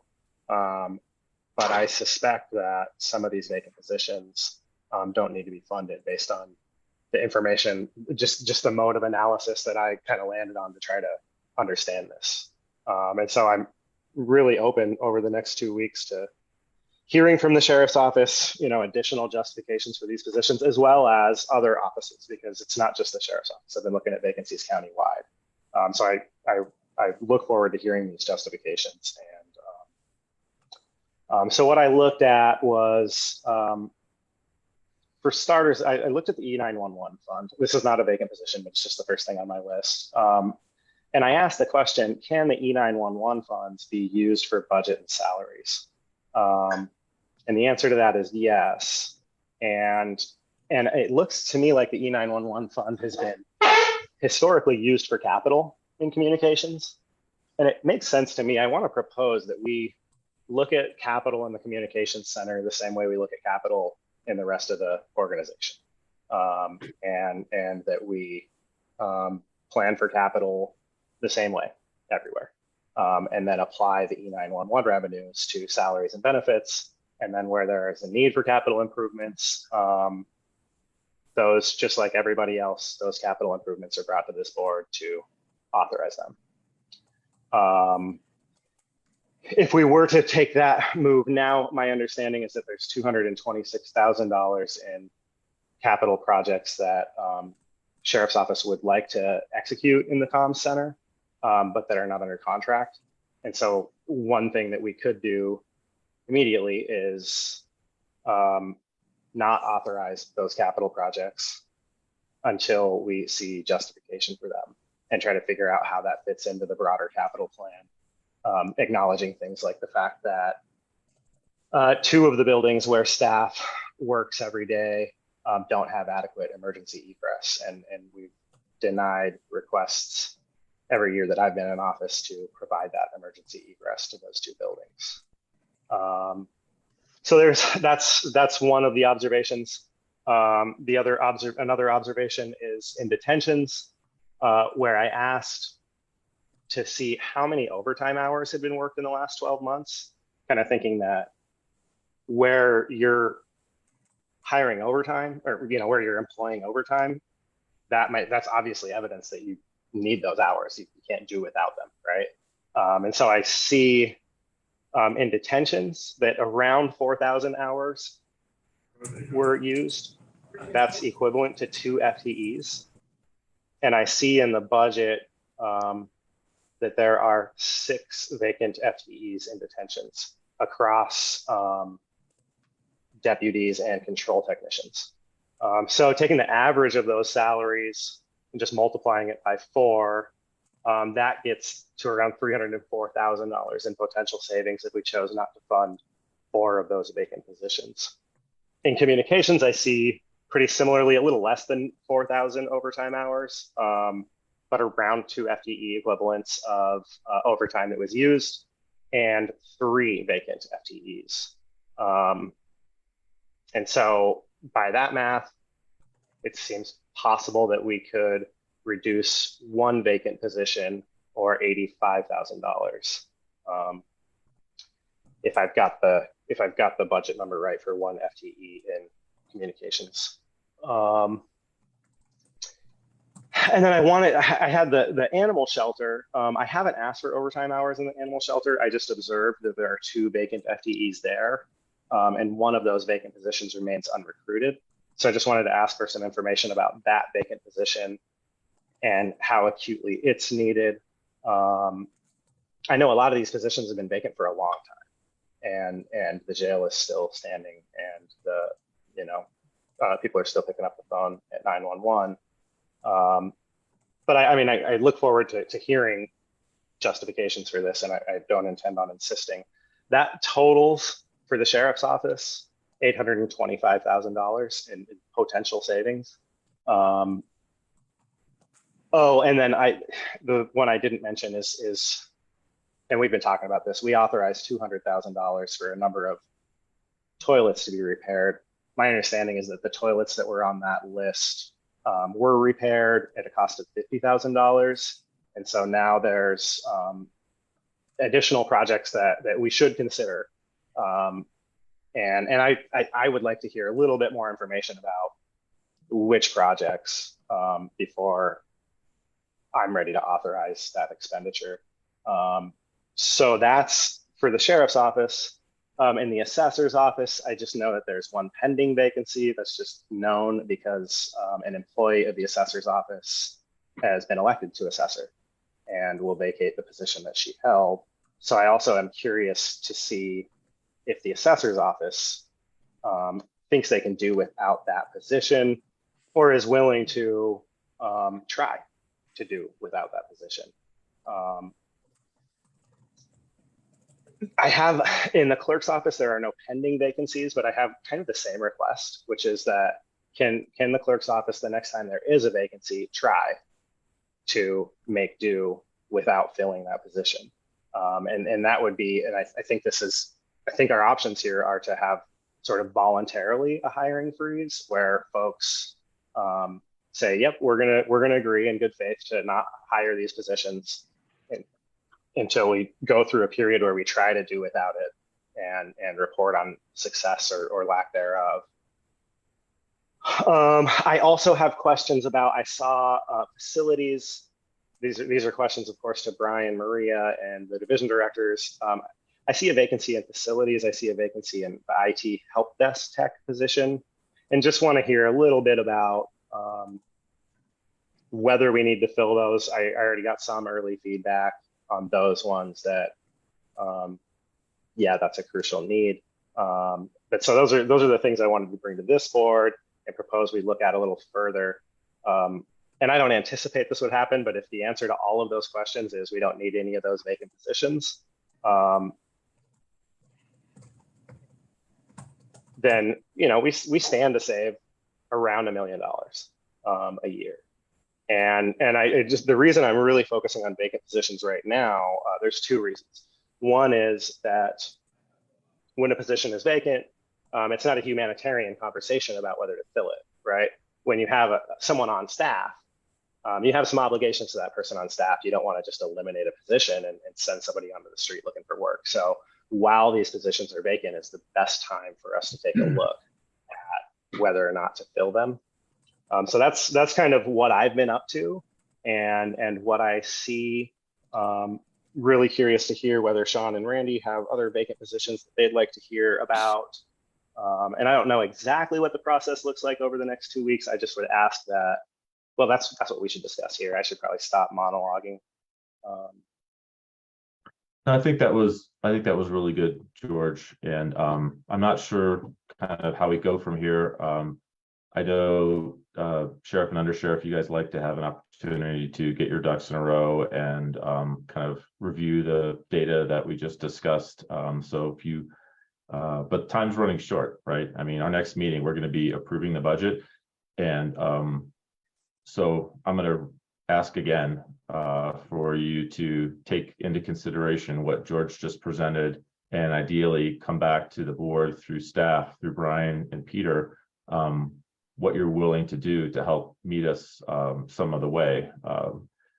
Because if, you know, again, we already asked this and we didn't get a response. The response we got was that'll take some time and we'll do that later. Well, later is December 20th. And again, I don't think we're interested in making this any more difficult than it needs to be. But at the end of the day, we have a significant budget shortfall and we all need to work together as one team to find a way to close that gap. And maybe before I turn it back over to you, Rick and John, Randy hasn't had a chance to say anything. I know you're off camera, Randy, but curious to hear if you have anything to add to the conversation now. Yeah, I want to be clear. I think that we all acknowledge, and I think George does too, that what he came in with some high level evidence that asks some really good questions. It doesn't mean that there aren't justifying answers. It finds out that the truth is somewhere between the request and somewhere between his observations. When you start looking at overtime as an example, there are a few ways to look at that as a barometer of actual need. One is that if you're having to run that much overtime, it's possible that there are certain elements of the need and work that are actually still left unmet because the strain is great enough to cause that. At the same time, it's also true that when people are working overtime, they're generally more tired and they're never as efficient as they are when they're working a normal workload. That's just a fact of life. And so either one of those rationalizations can be used to say that those 4,000 hours might represent a need for 1.5 FTEs or 3 FTEs or 4 FTEs. It's hard to know that. And so wanting to be reasonable, you know, myself as a businessman who's had to answer these questions for myself before, they really do need to be answered. And the problem with funding, the problem with moving, you know, there's a couple of ways to approach these kind of things. You can say we're going to fund it. We'll go ahead and fund it, and then we'll look for the reductions and try not to spend it later. Or you can say that we won't fund it at this time, and then we will add supplemental appropriations as necessary as time goes on next year to fund it, that we have those. The problem with putting it in to begin with and then hoping that we find fundings is we tend to oftentimes in organizations use it or lose it by the end of the year and use what we've got. And so I think that's why the next 2 weeks is really important so that we can all of us work hard to contribute to workable solutions that are fair, but also don't overfund beyond our capacity to responsibly pay and, beyond the actual need. And so that's why we didn't want to, just I think we had intended to pass this thing today. And I think the likelihood is we want to give it another 2 weeks because we want to make sure we're responsible in making these decisions and get good answers so we're as formed as we can possibly be and find the ground that's appropriate at this moment in time. And as time goes on, if our judgment that we make on that day is, shown to, if there's an additional production for need, then supplemental appropriations are possible, but we prefer to get the right number now so that we don't have to do that going forward in this next year. And then the work that needs to be done in all departments can be done to achieve those efficiencies. I mean, the fact of the matter is that we've got some supply side problems on the funding, and we are mandated by law to operate with a balanced budget. Thank you. And I know, Sean, you said you're going to turn it over to the sheriff, and I definitely want to hear your response. I just want to add, I know there are also vacant positions in patrol. And I think it's very obvious to anyone paying close attention that those positions are justified. And so just want to be very clear about that. And I appreciate the way Randy framed it. I think the analysis that I did shows that some positions are definitely justified. That doesn't mean, it's not showing that the rest of them are unjustified. It's just asking for more information about them.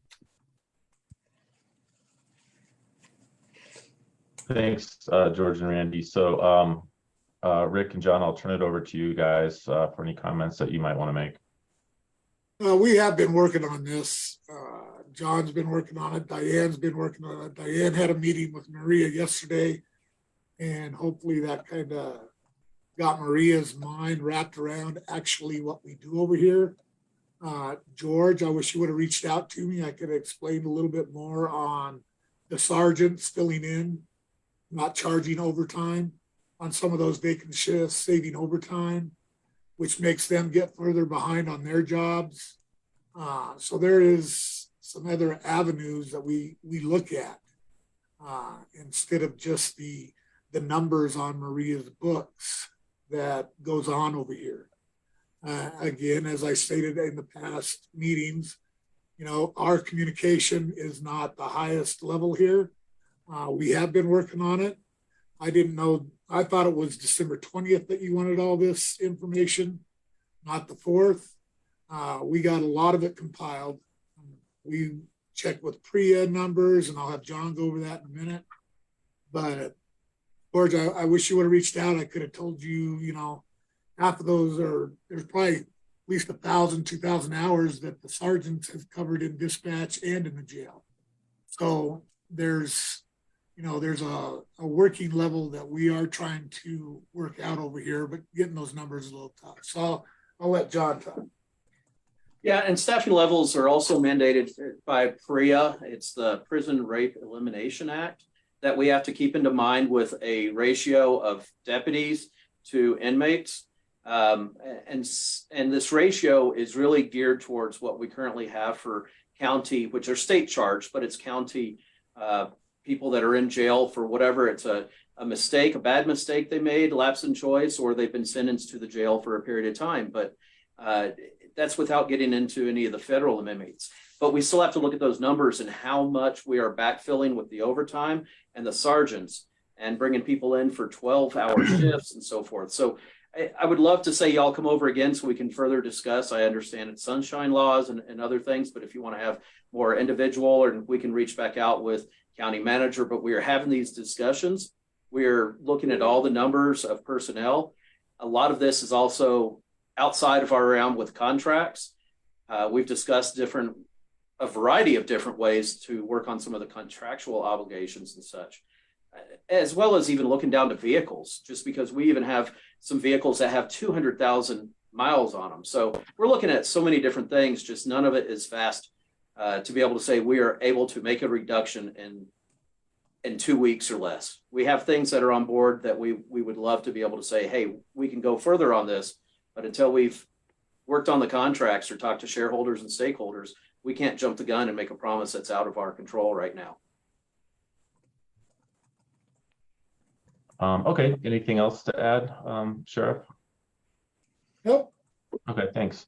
And I do really appreciate something that you said, Rick, which is our teams working more closely together. I mean, we are kind of under the gun here in the month of December. And like I said, we're going to need to make something happen by the 20th. And our strong preference would be to do that in a collaborative manner. But at the end of the day, our fiduciary obligation to the voters is what we're going to have to follow. I think continued collaboration between our teams, and obviously we have to be very careful about how we proceed. Any of the commissioners are able to speak to your office, are able to speak to our staff. We're not going to be able to meet about this to have a public conversation. So we'll have to kind of work through this how we always have, respecting the sunshine laws. But with that said, Brian, Pete, is there anything else that we need to cover, or Maria, is there anything else we need to cover in this conversation before we move on? Yeah, let me just respond to George's comments on facilities and IT. I believe we're recruiting for 2 facilities positions right now. My conversations with staff and we're really struggling to fill any of our facilities positions. My conversation with staff has been, let's recruit for both of them, get one of them filled, and then look at freezing the other one of the 2. So we get to see if we can get one filled and then freeze the other. With respect to IT help desk, we have 1 staff person right now in IT, and he is being run ragged. I'm afraid, quite frankly, we're going to lose him when we're running him so ragged, and we don't want to do that. So yes, I think we definitely need that. And then that's part of the overall IT discussion that we had earlier, and that needs to continue. But I do think we need that position. Finally, I just have to say this process started in June. Every department head, every elected official had an opportunity to sharpen their pencils since June. That's all I can say there. Yep. And I thank you, Brian, for that information. And on the help desk piece, I'm not surprised to hear that. I'm not in the building, and so I don't see what David is up to. What I know about David is that he responds well to my requests promptly, but I carry this title that causes that to happen, and so I might be experiencing a different level of service than others. And so I just want to, take all of these observations I'm making with a grain of salt. Sheriff, you mentioned, for example, that you've got sergeants running overtime that maybe wasn't documented in the numbers that I saw. That's exactly the kind of conversation I'm looking to have. And that's why I didn't show up today trying to, insist on any reductions, but point to some potential that I see. And so definitely look forward to hearing back. I'd love to see the counts of hours that our sergeants are working overtime, that kind of stuff. Anything else that you can come up with just to help us wrap our head around justifying these vacant positions. So I think that's all. And then the same thing, really. Obviously, the sheriff's department is large, and so there's like lots more to look at there than, for example, the assessor's office, where there's just a handful of FTEs. But I really think countywide, we need to be looking at vacancies as our really prime opportunity to realize savings where we can. And eventually we're going to get to a place where we're pretty sure that we've found all the savings we can find, and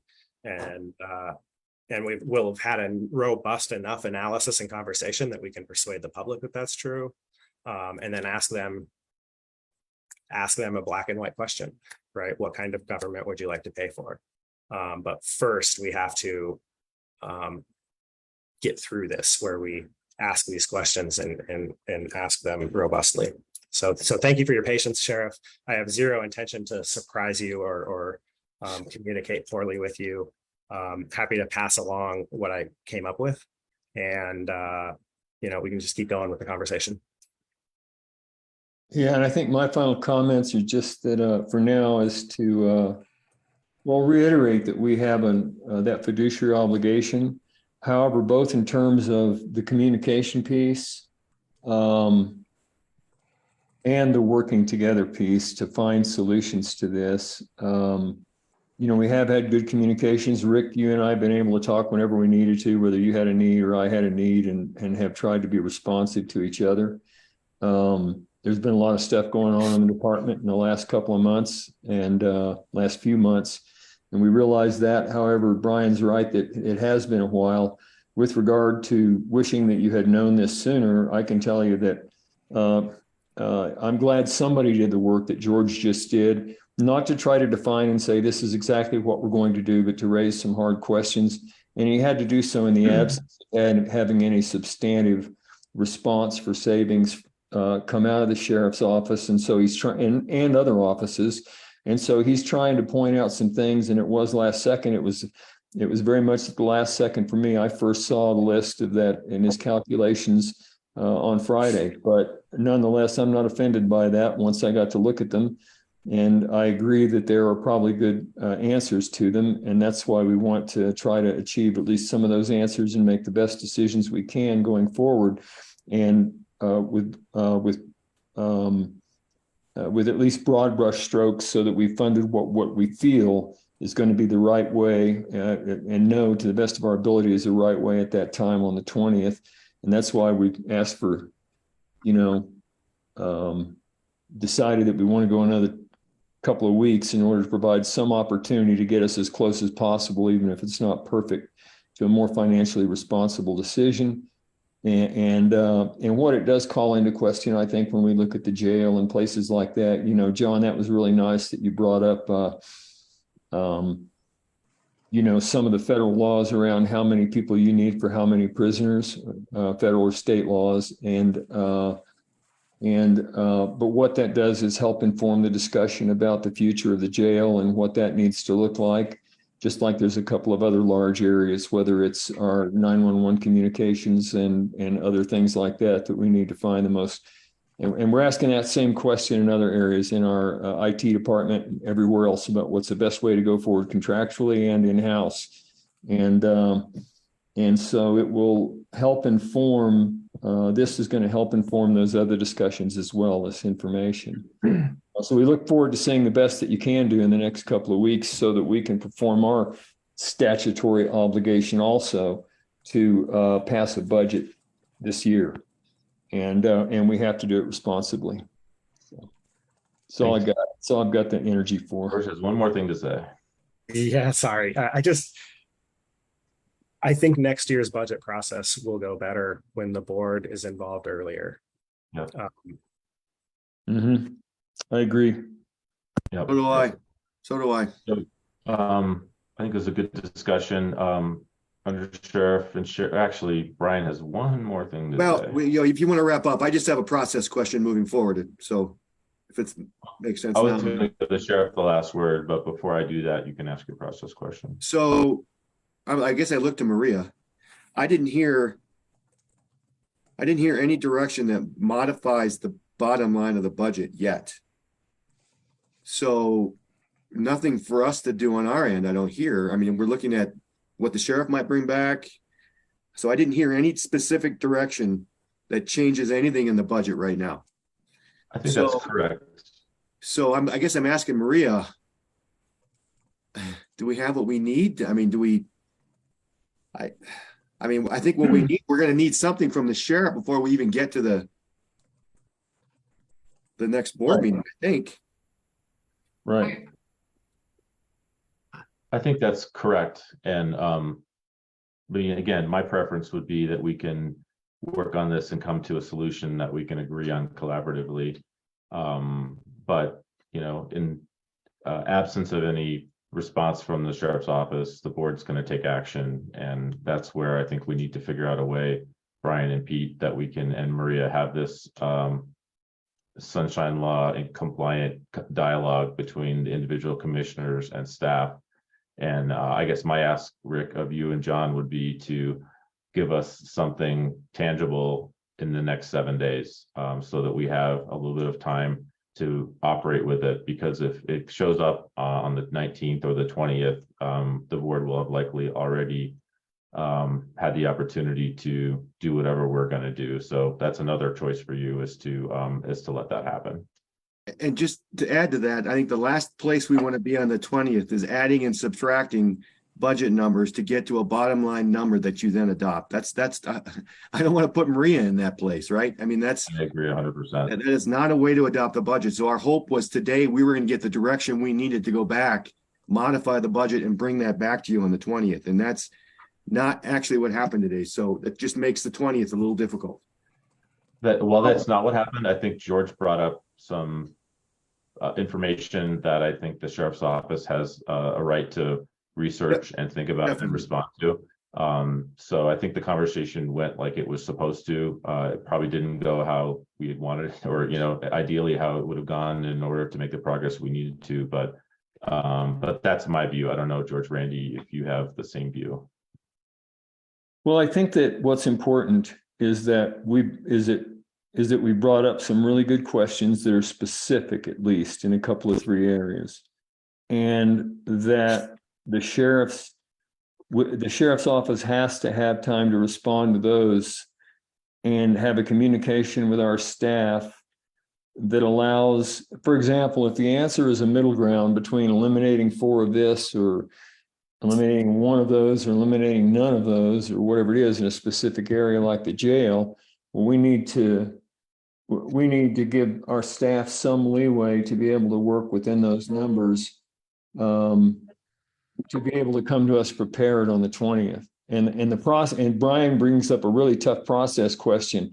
How do we do that in a way that he's confident that he's bringing us something that then we can agree to and all feel good about, and know that the sheriff's had an opportunity to influence with the additional information that answers those questions? How do we do that? Because without holding another meeting. Well, maybe we need to have another meeting, honestly, is I'm kind of wondering, maybe toward the end of next week after the CCI winter conference, maybe we need to have a work session.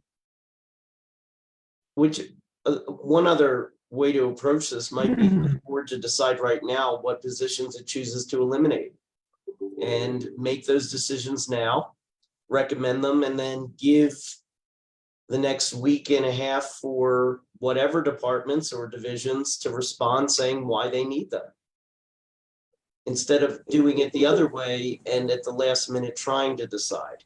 Well, I mean, this way everybody is on notice as to what the board intends to do, unless there are reasonable bases to maintain whatever it is that a particular division is looking for.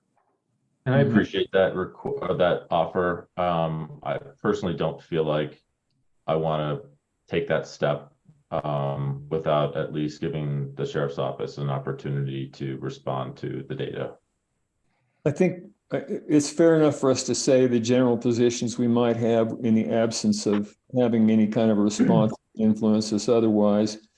I would probably be in favor of doing some of the things that a portion of what it is that George is taught. Oh, sorry. High level analysis over the top would suggest, perhaps not all of it. But I prefer to have that informed. And I think in answer to you, Peter, what we just talked about, what Sean just mentioned was maybe a meeting after the CCI conference, if we have to have one more meeting to be able to pull together whatever they can get us before the end of next week, so that we can then inform a final budget that can be brought to us, and the decision, could be then made on the 20th. But I agree, again, for us to have a meeting together where we discuss what the sheriff or any other, what any of these departments bring to us, for us to be able to discuss it in time for Maria to do the math and do the paperwork to bring us a document that's prepared, implies that we have to have another meeting somewhere in the vicinity of the 15th or 16th. I'm not looking at the calendar right now, but whatever Thursday and Friday are of next week. That's right. That's right. I think that's the best option. Got that right? Oh, well. Sorry. I think that's the best option of the 3. I'm curious how staff feels about that. Does it put you in a good position or a bad position for us to have a work session that would be effectively after the packet deadline for the meeting on the 20th? Well, the county manager controls the packet deadline, so I'm sure he can forgive me a day or half a day to get stuff in the packet. I think the more direction we can get from the commissioners on what we need to do for you, and I get it, this is hard, and you're trying to give all of us the opportunity to solve it. Put something in front of us that helps us solve this. Don't make us just do it. I think that's what you're trying to give us the opportunity to do, all of us. You're trying to give all the staff time to put some solutions in front of you. It's just that we're running out of time. I think if you think that a work session next week, you would learn anything from it and it would help you be able to give very concrete direction on what you want to see bottom line on the 20th, then yes, that would help us if we can get concrete direction. And I think county manager needs to weigh in too. Yeah, I agree with what Maria said. The packet deadline for the 20th is Friday, right? I mean, that's the official deadline, right? If we want to hold a work session next week, end of next week, we're talking about we're talking right around the day where your packet for the 20th would be already going out. CCI conference is getting in our way. And this also comes down to how much time does the sheriff need to do his work in order for him to be able to get to the work session to be able to provide you data based on the work that the sheriff and his team are going to do. So yeah, and Sean suggested we can do some one-on-ones to just help frame up and make sure that we show up into that work session with the information we want. Sheriff, does the 15th or the 16th seem like an appropriate timeline for you? I know it's going to put our side of the house in a pretty bad spot to be receiving direction on the budget to bring us in a meeting that's 2 business days later. But I also know that our staff is excellent. I'll also offer the 13th as an all-day CCI meeting. I think personally this is more important than having a perfect attendance that day for all of us. And agreed.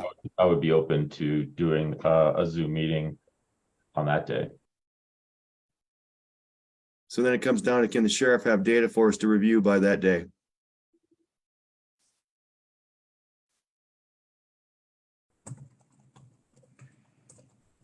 Something. We can get you something by the 13th. Okay. Is the board going to be okay with not having it beforehand? I'd like it at least the night before, so I can look at it and not be completely learning it as everyone else is during the meeting. So that means if the sheriff can give me whatever's going out that morning on the 12th or some point on the 12th, so we can get a packet out that night. We would have a meeting our meeting would be on the 14th. Is that correct? This meeting we're talking about? 13th, a week from today. That's in the middle of the CCI conference. Right. I think my observation was that this is more important than our perfect attendance at the CCI conference. We could carve off 1 or 2 hours or whatever it takes and do a Zoom meeting and just go to our hotel rooms or whatever. Yeah, I'm okay with that. I'll have to piece together my travel schedule to confirm my availability. And I think in real time, I'm likely to make a mistake. I'm in Aruba right now, which is 3 time zones away, and have to just make sure that I'm actually somewhere I can log into a meeting at that time. Okay. Okay, can we solve this over email with the sheriff afterwards and make sure that we got your schedule figured out, George? With the options being like somewhere in the range of the 13th, 14th, 15th. I would say the 15th might be too late. I would think we would probably want to do it before that. That would be helpful for us, for sure. Our schedule, our meeting, I think, my feeling is our meeting should be by the 13th in order to give our staff a couple of days to respond to the results of that meeting. Is that correct, Brian? Does that sound fair? That's helpful. I mean, we could make the 14th work too, but any earlier the better. I guess maybe the 13th or 14th based on what works for George and your schedule and where you're going to be. I mean, the 12th is a guaranteed availability. The other ones, I just have to look carefully, and I mean, maybe I can look at moving flights if I need to. Obviously, this conversation is a top priority. Yeah, the 12th is a little tough for the meeting. The 12th is a little tough. You're talking about a meeting on the 12th, George, because then the sheriff's got to get stuff to staff by the end of the weekend or by Friday or something, which is only 3 days from now, which doesn't give the sheriff a lot of time.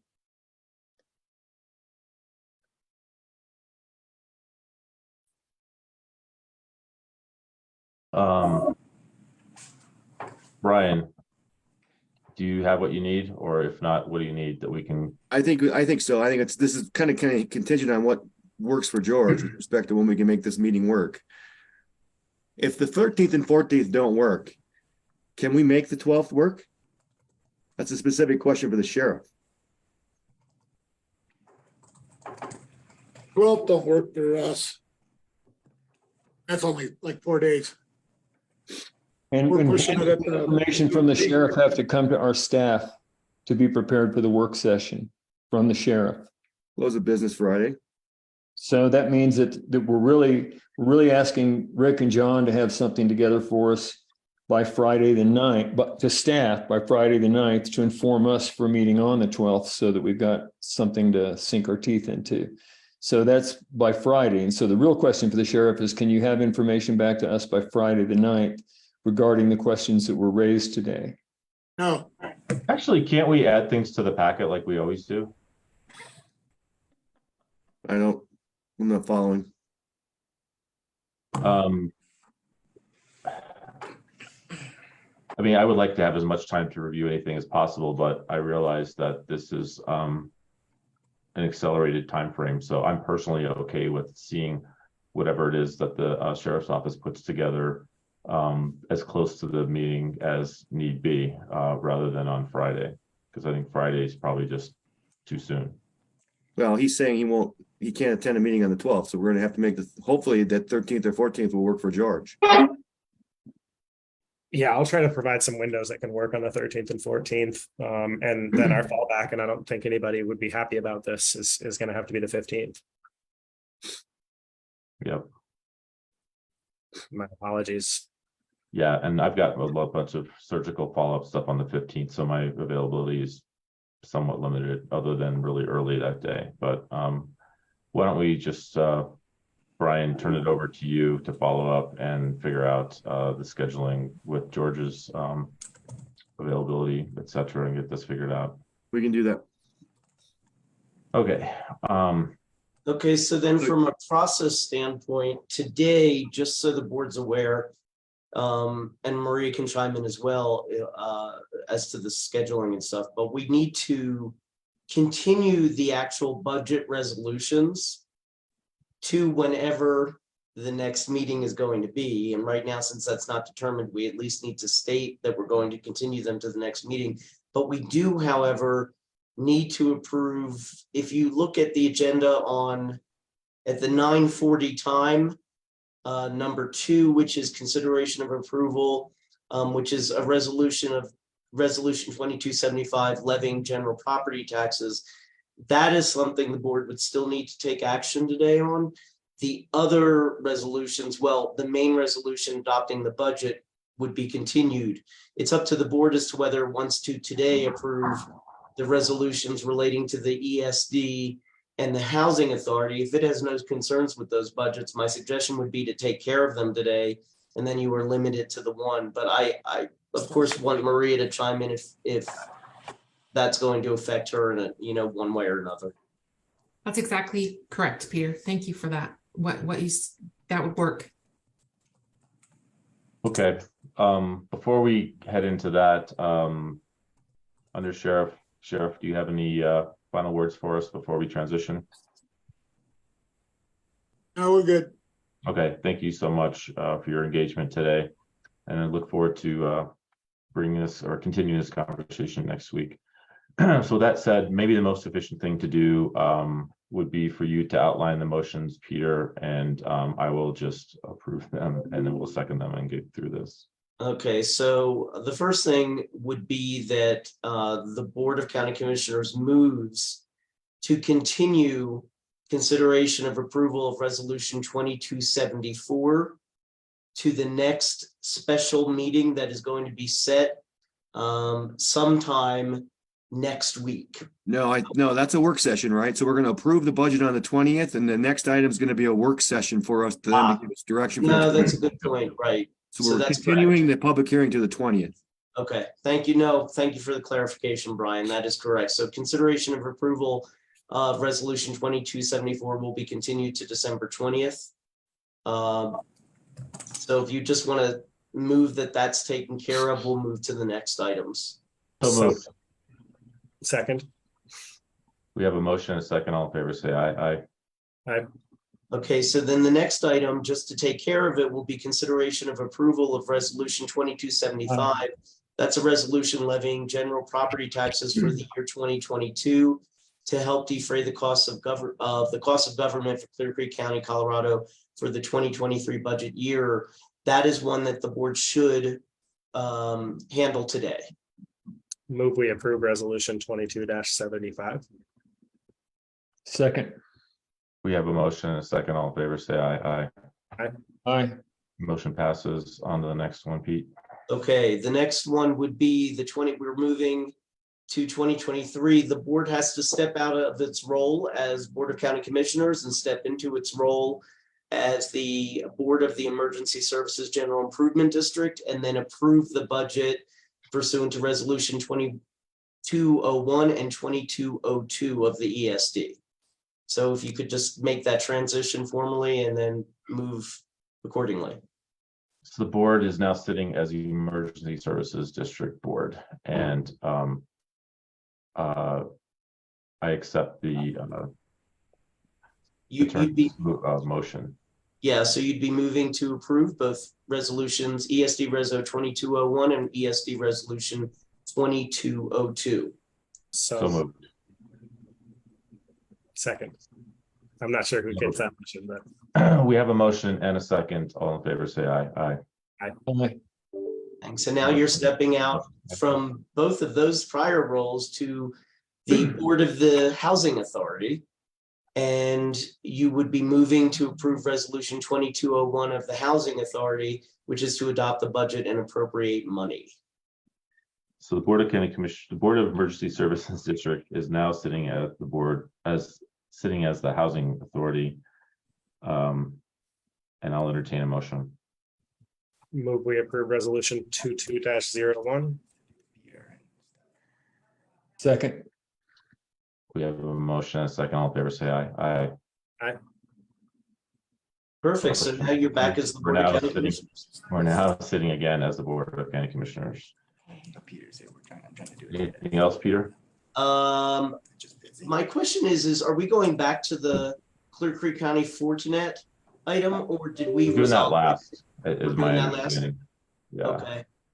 Then that's it as far as all the budget stuff. Maria, is there anything else that you need? No, thank you. I'll follow up with the county manager. Thank you. Okay, great. And then, so the next thing on the agenda would be Open space. going back to regular session, would be open space, as Brian said. 10:05. Okay, perfect.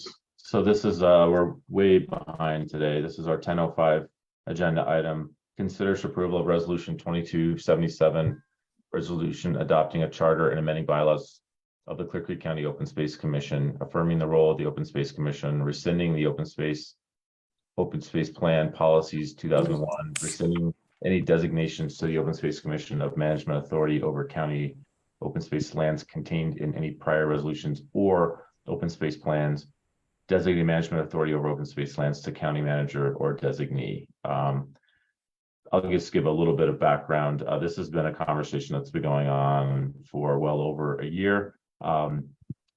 Kudos to the Open Space Commission for being a good partner and being patient and helping us kind of proceed through this at an appropriate pace. I think we've finally arrived after our last work session at a place where the suggestions and comments of the Open Space Commission have been incorporated into the documents. The documents are final. I don't know, Peter, if there's any need to offer public comment or how you think we should proceed from here. So there's no obligation to offer public comment. Public comment already occurred at the beginning of the meeting, as I recall. So Actually, did it? Did we not do public comment? I don't think we did. Okay, well, let's do public comment. And it just so happens to coincide with the OSC item. Okay, perfect. Timing. So, yeah, the board will now accept public comment. If anybody has come here or is actually everyone's online, just raise your hand and then we'd love to hear what you have to say. Actually, identify yourself and where you live, and then we'd love to hear what you have to say.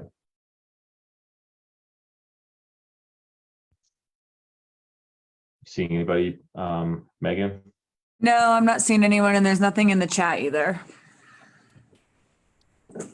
I do see, Mr. Chair, that Frank Young is present and not muted. Does that indicate you intend to speak, Frank? Now you're muted. No, I was just moving people over for the next item. Okay, I think he's waving. just waving hi. Oh, he's waving. Okay. Yeah, I would just like to say that this resolution is a great forward step for the county. And it is, all those involved will work to make this thing have a great outcome for the county. And so I just wanted to give that endorsement, I guess, to the proposed resolution. So thank you. Thank you very much, Frank, and thanks for your long time service to the county. Any other public comments before we consider these resolutions? I think we're good. All right, George, Randy, I don't know if you have any comments you want to make before we finalize this. Yeah, I know that I would like for us to issue some direction to accompany this document. I know that's sort of described in the memo. Would you prefer, as a matter of process, for us to approve this document and then discuss that? I guess I would look to Peter. What do you think, Peter? Yeah, I think that would make sense to at least handle the resolution first, and then if you have comments to discuss and give direction to staff as to the next steps, that would make perfect sense. Okay, in that case, I move we approve resolution 22-77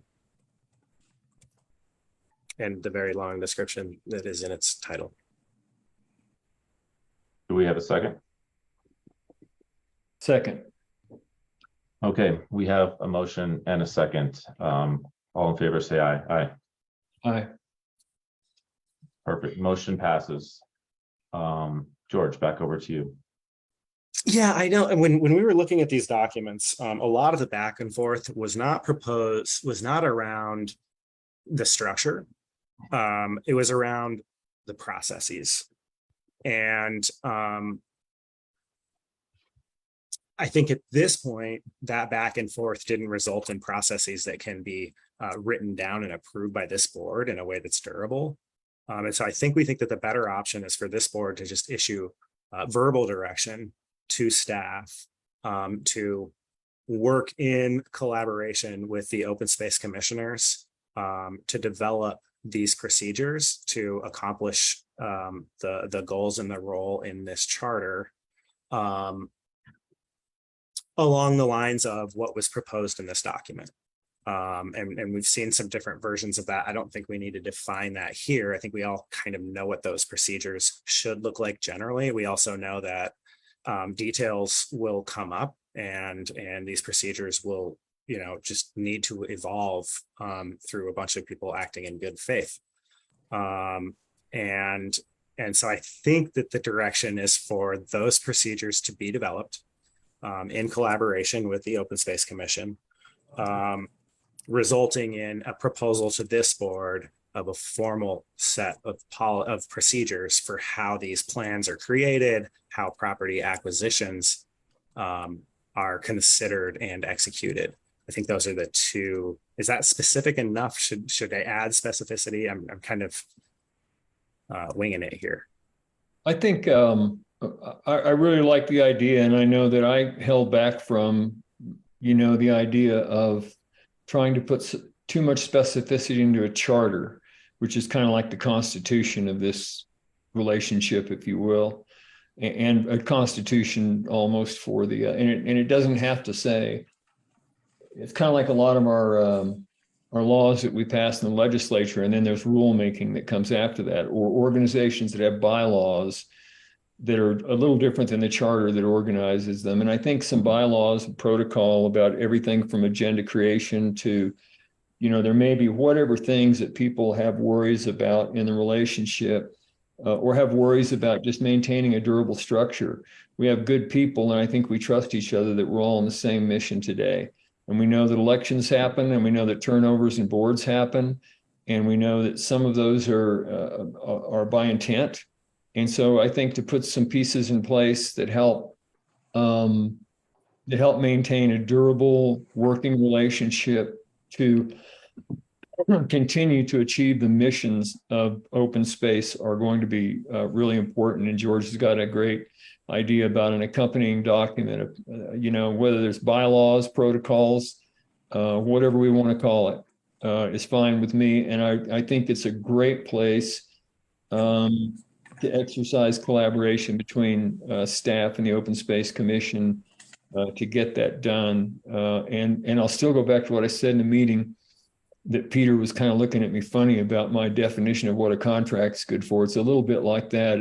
It's the writing of the contract will help achieve that, help improve even more and solidify that relationship of trust and collaboration. So, George, will you say those two things again? Yeah, thank you. Actually, Randy added a third. He did. That's why I want to talk about the third one. But I want to hear the first two again.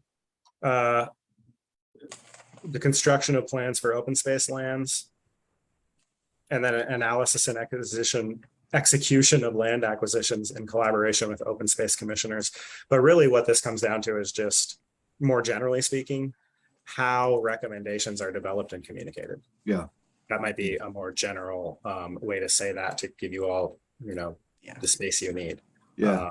Whether that's a recommendation about an acquisition or open space plan or okay. whatever Randy added agenda creation, and to me, agenda creation should be consistent for how we create an agenda with the Open Space Commission, with the Planning Commission, with the Board of Adjustment, etc. So to me, that's not a open space policy or plan. That's a more general, how do we staff boards and commissions? And to me, that's separate from what we're doing with the open space. So I'd like to suggest that's a separate document that we develop as staff and we bring back to you, just so we can share with you how we create agendas for all of our boards and commissions, not just the Open Space Commission. And in the end, it's got to be a collaborative process between whoever the staff liaison is and the board chair. and I think that's a great idea. And all I'm getting at is that I think through the collaboration of the Open Space Commission, because we're working so hard on this Open Space Commission and this reconstitution right now, I think it's a great place for great conversations to happen that can inform whichever document it goes into. But we need to have, whatever happens, we need to have these ideas memorialized. And I think this is a proving ground where it's going to happen. Because I think we've come together, and I'd like to reiterate from my perspective, from a board perspective, certainly mine, what Frank said, which is an appreciation for working through some hard issues. And I think in some cases, mostly misunderstandings until we made sure that we were, making sure that we reestablished that relationship of trust, or asserted that trust was it was never really a matter of the trust of people being into the mission of the original open space mission. It was just a matter of figuring out how we operate legally and how we operate professionally as a governmental organization. And I really appreciate the fact that Open Space worked so hard on this document that we have now. And then there's more work to be done, I think, in a collaborative way to get there. And my guess is there'll be things I just threw out. Agenda creation is an example of the kinds of questions that are out there about who's on first, who runs the meeting, things like that. However that happens, it's who decides what we can and can't talk about. I think, for example, on that note, we've noticed that people should be free to talk about almost anything they want to, but getting it into an agenda so that it's an organized discussion is always going to be important. And that's just one of any number of examples that I presume your conversation will reveal. And one other thing that seems at least a little obvious to me is the budget process, right? How is that going to happen? And again, I think the goal here is to improve communication. I mean, that's one of the lessons that we unfortunately learn over and over again, is that a lot of times imperfect communication is at the root of optional conflict. And I think that the whole idea is to, add more structure and definition so that there is less opportunity for miscommunication and misunderstanding. And, it's going to be a living document. It's going to be something that gets improved over time as the landscape shifts. But I see you're unmuted, Amy, so wondering if you might have something to add to the conversation. Well, I think that's very helpful, those three areas, including the budget topic that you added. And I guess I would ask the commissioners if you have any, knowing what you know, if there's any specific role that you would want to name or identify for as far as what you are looking for as a purpose or need from the Open Space Commission that is distinct from staff that you would want to observe and notice. I think avoiding duplication was one of the goals that I was hoping to accomplish along the way here, in terms of, as the recreation department grew, that was one thing we were able to accomplish here. And so if there's anything to call out distinctions between the functions of staff and the Open Space Commission, there's anything to elaborate on in that area that the commissioners could note or name, that would also might be helpful today. My vision is essentially for staff and the Open Space Commission to collaborate to kind of follow in the spirit of what the three of us have just mentioned. Okay. I don't have any specific direction right now, personally. I mean, Brian makes a good observation.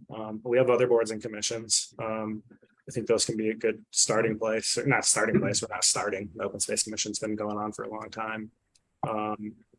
In general, I think the things that I would love to see are that the Open Space Commission has an ability to ask about what it wants and recommend about what it wants to. And I would encourage Open Space Commissioners to stay focused on the big topics. In doing that, right? But of course, we appoint them because we trust them, and that's their prerogative. And if we feel they're abusing that prerogative, we can address it then. I don't know if that's helpful, but I think in general, we're looking for a procedure where the Open Space Commission gets to talk about what they want, sort of when they want, and that their recommendations are delivered unfiltered to the Board of County Commissioners, just as we expect of all of these other boards and commissions. And so just to summarize, I think now we have kind of four things. We're asking staff to develop procedures relating to the construction of plans for open space lands, construction of the agenda, analysis and execution of land acquisition. Sean, what was the fourth one that you brought up? Budgeting. Budget, yeah. Yeah, and the construction of the budget. That's a great observation. And other things that we're forgetting to mention here that are crucial. Or even just important. I think that's adequate. Does that sound, do we all think we know what we're talking about? Yes, I think the last line you said, George, was the most important, which was basically, or anything else you think of, which was getting to the heart of what I was trying to say a little bit ago. And some of what we've said and what you said, George, about not limiting, we don't want to limit the creativity of both open space and staff working together collaboratively to think of what else would be helpful to have in that document, because they're the ones that know how they have to work together and what those issues are. And if they reach a sticking point, they can, come back to us about it. But I think getting to work on that document would be the best thing. And I think I understand what you're saying about avoiding duplication, Amy, and I think that's a really good idea. The conundrum is, of course, when you have a team and everybody's in the team together, it's hard to completely avoid redundancy without creating silos of authority, silos of communication, silos of anything. So as an example, when we talk about management and trying to remove open space to the greatest degree from management and management decisions, what we were really talking about was getting down in the weeds every day, going out, telling somebody, no, I think the fence post ought to go here, or the gate lock ought to go on the other side, and things like that. And it might be, as we've discussed before, which side of the rock the trail goes on. That might be way too far in the weeds too. However, when it comes to what trails, what kind of what kind of trails need to be built, how many of those trails, some things like that, and being part of a discussion about impacts on other users or wildlife or anything. I think those are places that certainly in your collaboration, we would welcome open spaces input rather than to say, here's a blank piece of land, go out and build some trails because we like trails and then leave it to staff to do it. And then we'll go out and see what all the trails look like. I think it's a safeguard for staff too, that we don't end up starting to do work that ends up getting reversed, which has been our, not so much with open space, but in some areas been our history in the past. And I guess the last thing I said alluded to the fact that we've actually had, despite this kind of awkward conversation we've had for the past year, I want to reiterate one other thing, which is I can't think of a job that open space has done that's been botched. And so I really appreciate all the work that the Open Space Commission has done up until now, doing everything they've done the way they've done it. I mean, I can think of a couple times communication could have been better, and we've acknowledged that on both ends, which would have evolved a couple surprises we got. But at the end of the day, I like the decisions that we made and their recommendations, and I want to thank you for your hard work. Yeah, thank you, Randy. I completely agree. The only other thing I want to add to this, while we're talking about procedures for the construction of agenda for all of our boards and commissions, we're one of those boards, and I could use some clarity around how our own agenda is constructed. Sort of to Brian's point, and I'm just going to kind of leave that out there, that this is an opportunity for us to formalize processes across the county with these organizations, with these commissions. Yeah, Brian and I were talking about that last week, and avoiding agendas like today's. Anything else that we need to wrap up, Peter, Brian, or Amy? I don't think so. Yeah, again, just I'm really grateful that we were able to work in good faith with the Open Space Commission. I know there was a lot of concerns about your charter and your mission and your ability to serve the community in the way that you historically have, and you wanted to continue to. And I'm just really grateful that this all came to a positive resolution. So thanks again for your collaboration. What's next on the agenda, Brian? These items. Another, let me get me unmuted here. Another one of Amy's items. I'm gonna pull my agenda up. Colorado Transportation Investment Office. I believe Nick Farber is here in the panel, in the attendees area, so we could bring him over.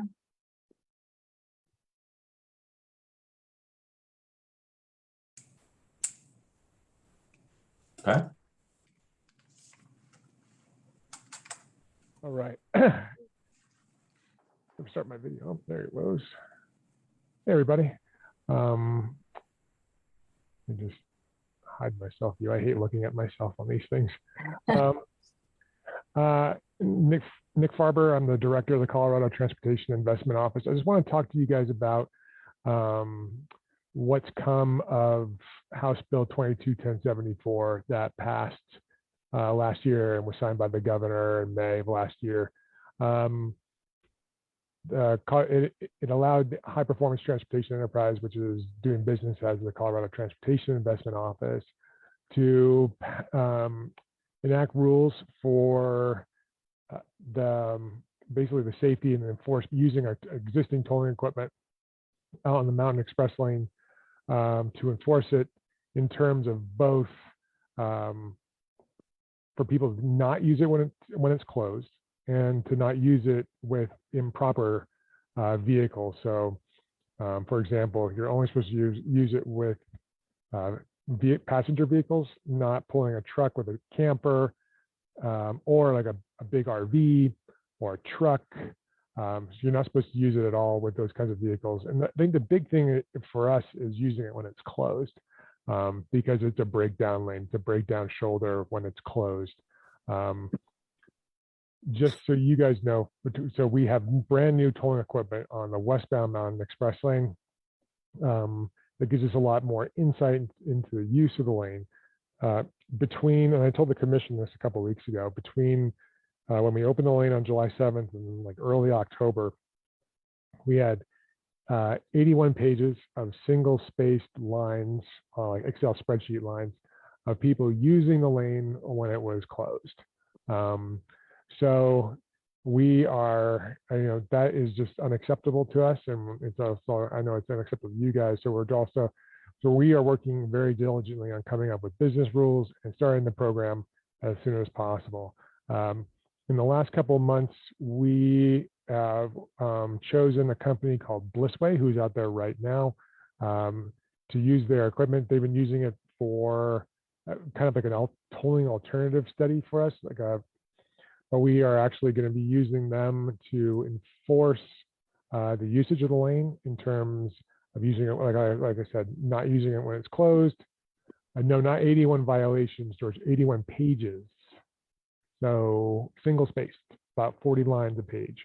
So a lot more than that. So I'll get into like how much the fine is going to be, et cetera, in a couple minutes. But so we've been working on, we're working on getting a contract with Blissway right now. They can actually not only enforce when people are using the lane when it's closed and improperly in terms of vehicles that are not allowed to use it, they can also enforce weaving in the express lanes. And I know that's a big deal. That's a big deal to us, not only on the Mountain Express lanes, but all of our other express lane corridors. As soon as we have this in place on the Mountain Express lanes, we'll be putting it into use on the other corridors like I-25 North, C-470, et cetera. But Mountain Express lane goes first. It will be a $150 fine. We have the ability to go up to $250 per statute, but we have set it at $150 based on other kind of violations, similar violations in Colorado statute, like a moving violation for improper lane change is like around $150 as well. So we wanted to keep it in that range. We're also want to incentivize people to pay quickly. So if you pay within 4 weeks, we'll give you a 50% discount on the fine. So it will go down from $150 to $75. We're not looking to make a whole bunch of money on this at all. We are looking strictly, this is a program to encourage people to use the lanes safely and properly. We are not trying to make a whole bunch of money. We are also giving people the ability to pay via cash. So if you, on your invoice, not an invoice, but your violation that you receive in the mail, you will have a QR code that you can scan using your phone. It will give you locations to go to, like 7-Eleven, Quick Trip, what else? King Supers, Safeway, other grocery stores. So you can go in, show them the QR code, you scan the QR code, and then you pay your violation with cash with a small fee. I think it's like 5% plus a couple of dollars to cover that, to cover the cash payment, because we have to pay those stores to then be able to take the cash and then transfer the cash to us. So that's just, it gives people an option. So if you're also out of state, it's an easier way to pay too.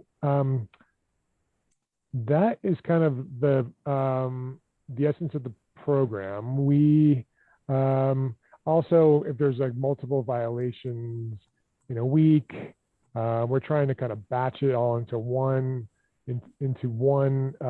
mailing. So we're not going to have send it out. So you're not going to receive like, so if you use it on, a Thursday, and then you come back on a Sunday and you had multiple violations, you're not going to receive 2 letters. You're going to receive 1 letter with like a list of your violations. We are trying to make this as easy, kind of like as user-friendly as possible. We're also going to be accepting Google Pay, Apple Pay, things like that. We just want to make this as user-friendly as possible. And again, just trying to make it just more of a safety program, enforcing that this is a safety program. We're in the beginning, yes, we're going to be making a lot of money in terms of fees, but we hope that that goes down immediately as soon as like people start realizing they shouldn't be doing this. I'm trying to think. I just had something else on the top of my head I wanted to say. Oh, what we're also going to do is when we start the program, there's going to be a robust public information process. And we're also going to, the board wants to do a 1 month kind of like a waiver period. So we're going to have a 1 month that's just going to be free. So but you will get a violation in the mail, and this will say $0. However, after if you do this again in the month of March or April, then it's going to be the $150 fine. If you don't, there was an article in CPR a couple weeks, I think last week about this, and I guess a lot of the comments on Twitter were that like, oh, you can just ignore this. You can ignore it like a speeding. You know, if you're down here in Denver, and if you pass one of those speeding bans, there's rules that if you ignore it, they basically just have to like hire a process server to come serve you. That is not the case in this instance. If you decide to ignore it, the fines will be going, they'll keep going up, and it eventually get to a point where we can put a vehicle registration hold on a violator's car registration going forward. That is, we're not going to do that in every instance. We're going to do that in the most egregious instances. E470 does that right now. We have the ability to do that right now as well. We have the ability to do that via statute. But we only want to do that in the most egregious instances as well. I think that's kind of the program in a nutshell. Right now, we were aiming for a February 1 go live of it with the 1 month grace period. So fines would start in March. Between kind of trying to set the payments process with the state controller and the treasurer's office and the contracting issues, that might be pushed back to March. So we'll keep you informed. We're looking to bring this. So we had the board kind of review the business rules end of October. We're looking to bring that back again in January or February for a final kind of vote. So I'll keep Amy in the loop on it. If any of you guys have public comment or comment on it, we're happy to hear that from you guys as well.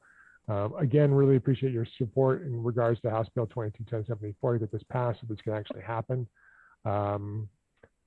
So I'm happy to answer any questions you guys might have. Thanks, Nick. I just wanted to just also share that some of your sign team has met with me and shared the plan to add some signage that will alert travelers about this program. They did a great job of designing a signage plan that is aimed to minimize the number of additional signs that it works with the aesthetic guidelines for the Mountain Corridor. We've also reviewed how this program impacts our 1041 permit and whether or not it requires any changes to any of the documents that are attached to the 1041 permit, and determined that it does not, so that keeps things simple from that end. So that also is good news, but I did want to make sure to give Nick a chance to come and tell you about this program. Since it's going to be starting soon, and it does improve safety in the lane. And it's just something I wanted to make sure that you all as commissioners were heard directly from Nick about, and that the public also who might be attending also had an opportunity to learn about as well. One other thing before questions, I wanted to, we've been working very closely with State Patrol on this. State Patrol is likely to be the face of this instead of us being the face of this. They are wholeheartedly in favor of this program. I think when we have a more definite date on go live, we've actually decided to most likely do a press conference on this. So I will actually keep in touch with Amy as well. If you guys are, Randy, I know you are a huge supporter of this with House Bill 221074. Maybe, I can talk to Tim Hoover here about kind of roping you guys in as well if you're comfortable. I think that'd be great. I'd appreciate it. I know I spent a lot of time with the Transportation Commission, as I recall, and the legislature on this one, and it's a tremendously important improvement because it's pretty dangerous the way it is being used by some people now. It's obvious that it's not a huge moneymaker, and hopefully its purpose is to become less and less of a moneymaker as time goes on. That's the point. Because it's to change behavior, and once the behaviors change, there won't be anybody, or there'll be few to cite. I guess I have 2 or 3 questions that I would like to ask on it. Will there be points assessed for these violations? No, it's no points assessed. That's too bad. That's too Yeah, I bad. know. It's as dangerous as any other moving violation on the road that I can think of, short of driving the wrong way on the interstate. Yeah, it's a civil penalty, not like a movement. It's not like it's different than what like a state patrol or a police officer could give you. And you answered one of my other questions I wrote down. When you were talking about cash, I was thinking, well, of course, we're also talking online payments, and you said you'd make it as user-friendly as possible. Although the focus is on closures, should we assume that it will also be equally aggressive with regard to the use of illegal vehicles in the lane when it is open? Yeah. And also and how will people who are using it as a passing lane when it is open, hoping to avoid because you're not supposed to cross the solid white line and stuff like that, although people actually innocently just intending to use it and pay off and cross the solid white line, when people start using it to leapfrog and pass when it's open, is that going to be a violation also? For which they'll be cited, or will they simply be paying the toll when they get caught? No, they'll be cited because it is toll evasion, and under our statute, it's defined as toll evasion. The tolling equipment, actually, the new tolling equipment we have on the westbound actually does a really good job of picking up the illegal usage of the lanes. It's amazing to see the pictures of these huge 18-wheelers using it, and they're kind of straddling. I mean, it's not meant for that. It'll pick that up. Blissway is actually different than the tolling equipment in the sense that it's cellular based and solar powered. It's not the hardwired kind of stuff we have out there right now. So it still ties back into our network, but it allows us to, since it's cellular powered solar powered, cellular based, we can put it every 1,000 feet out there. And that's how it picks up the weaving. So we will not only be doing illegal usage when it's closed, but we will be enforcing weaving out there.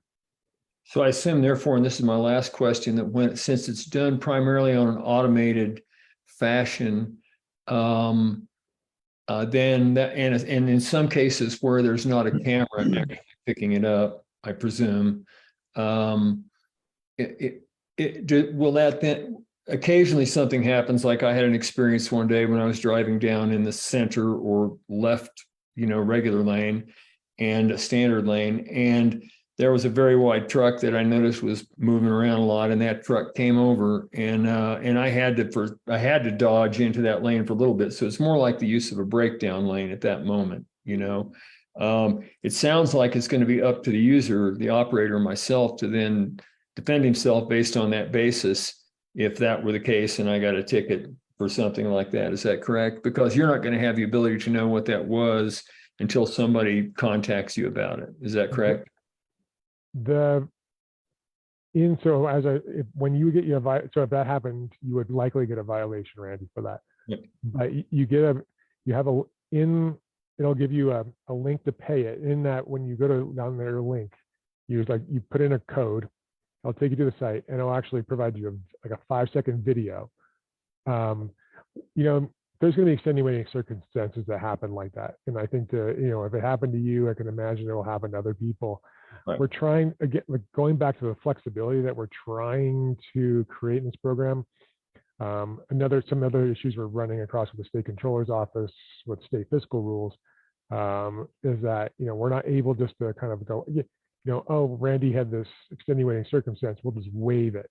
So that's another thing we're trying to work with the state controller's office on, the ability to kind of have some flexibility for incidences like what happened with you, Randy. So we just don't, we want a customer service. So if you pick up the phone and go, well, wait a second, I was trying to avoid an accident. I dove into the lane, and I was trying to avoid an idiot trying to do this or that.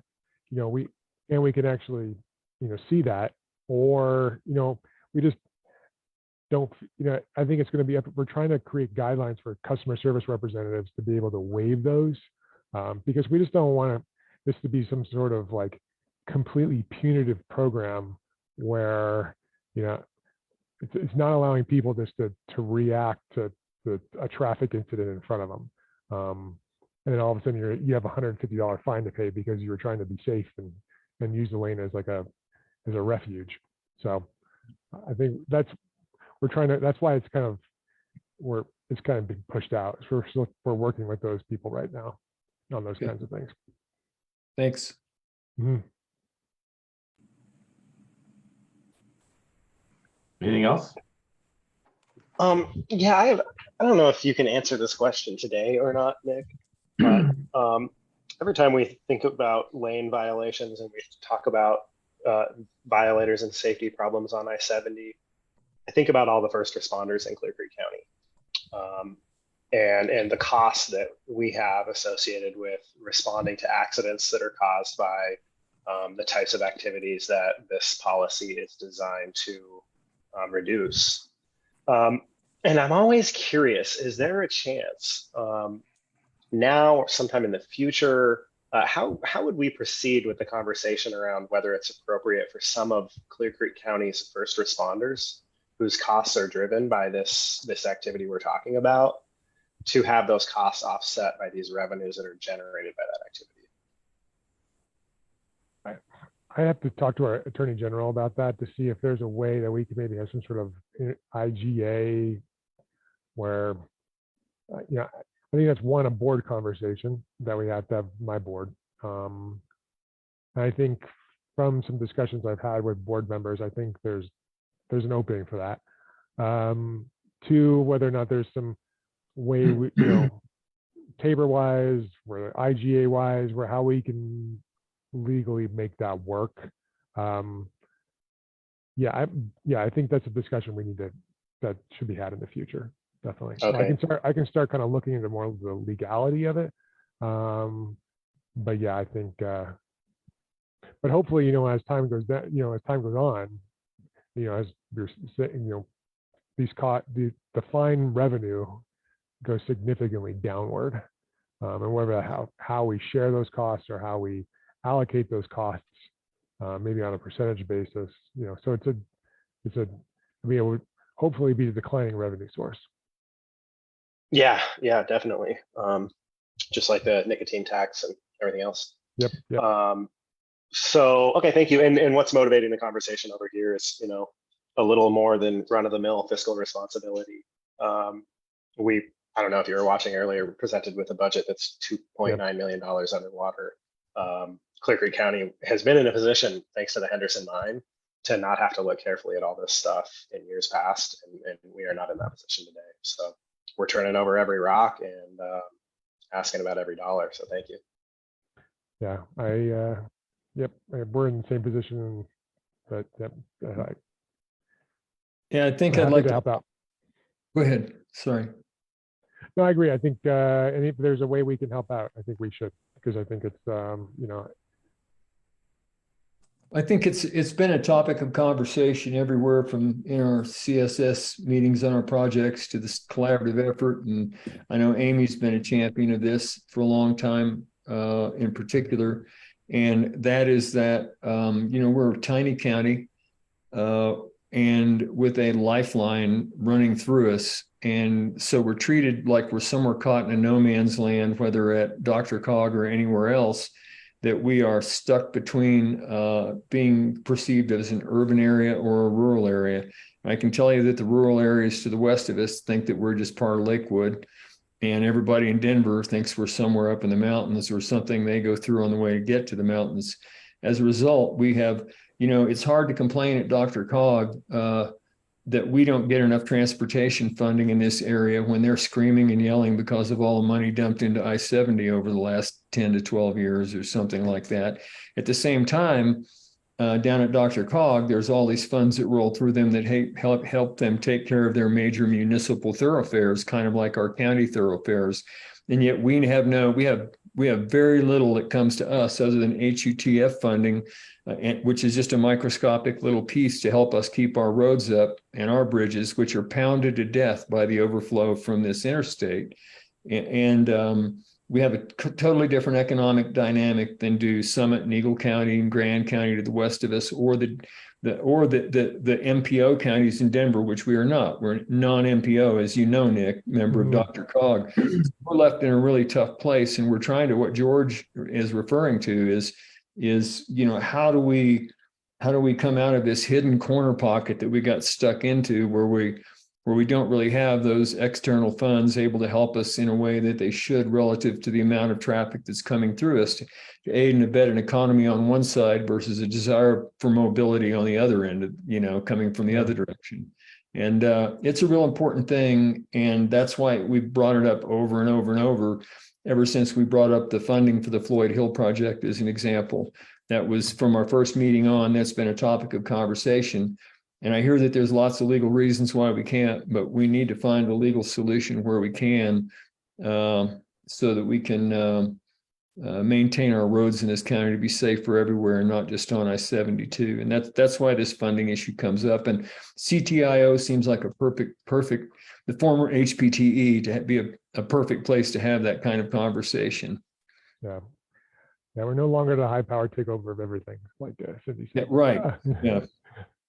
I'm trying to quickly come up with a similar joke for CTIO, but I can't right off the bat. I hope not. I'll work on it. I think if there's a way we can do an equity program on Central 70, there's a way we can help out here. But gotta just look into legalities, just in terms of like IGA, things like that. But I'll put it on I'll bring it up to the board. We have a meeting on the 14th, but yeah, definitely for a future conversation in the coming months. Thank you, Nick. I really appreciate it. My pleasure. Anything else before we wrap this one up? Anything from you, Amy?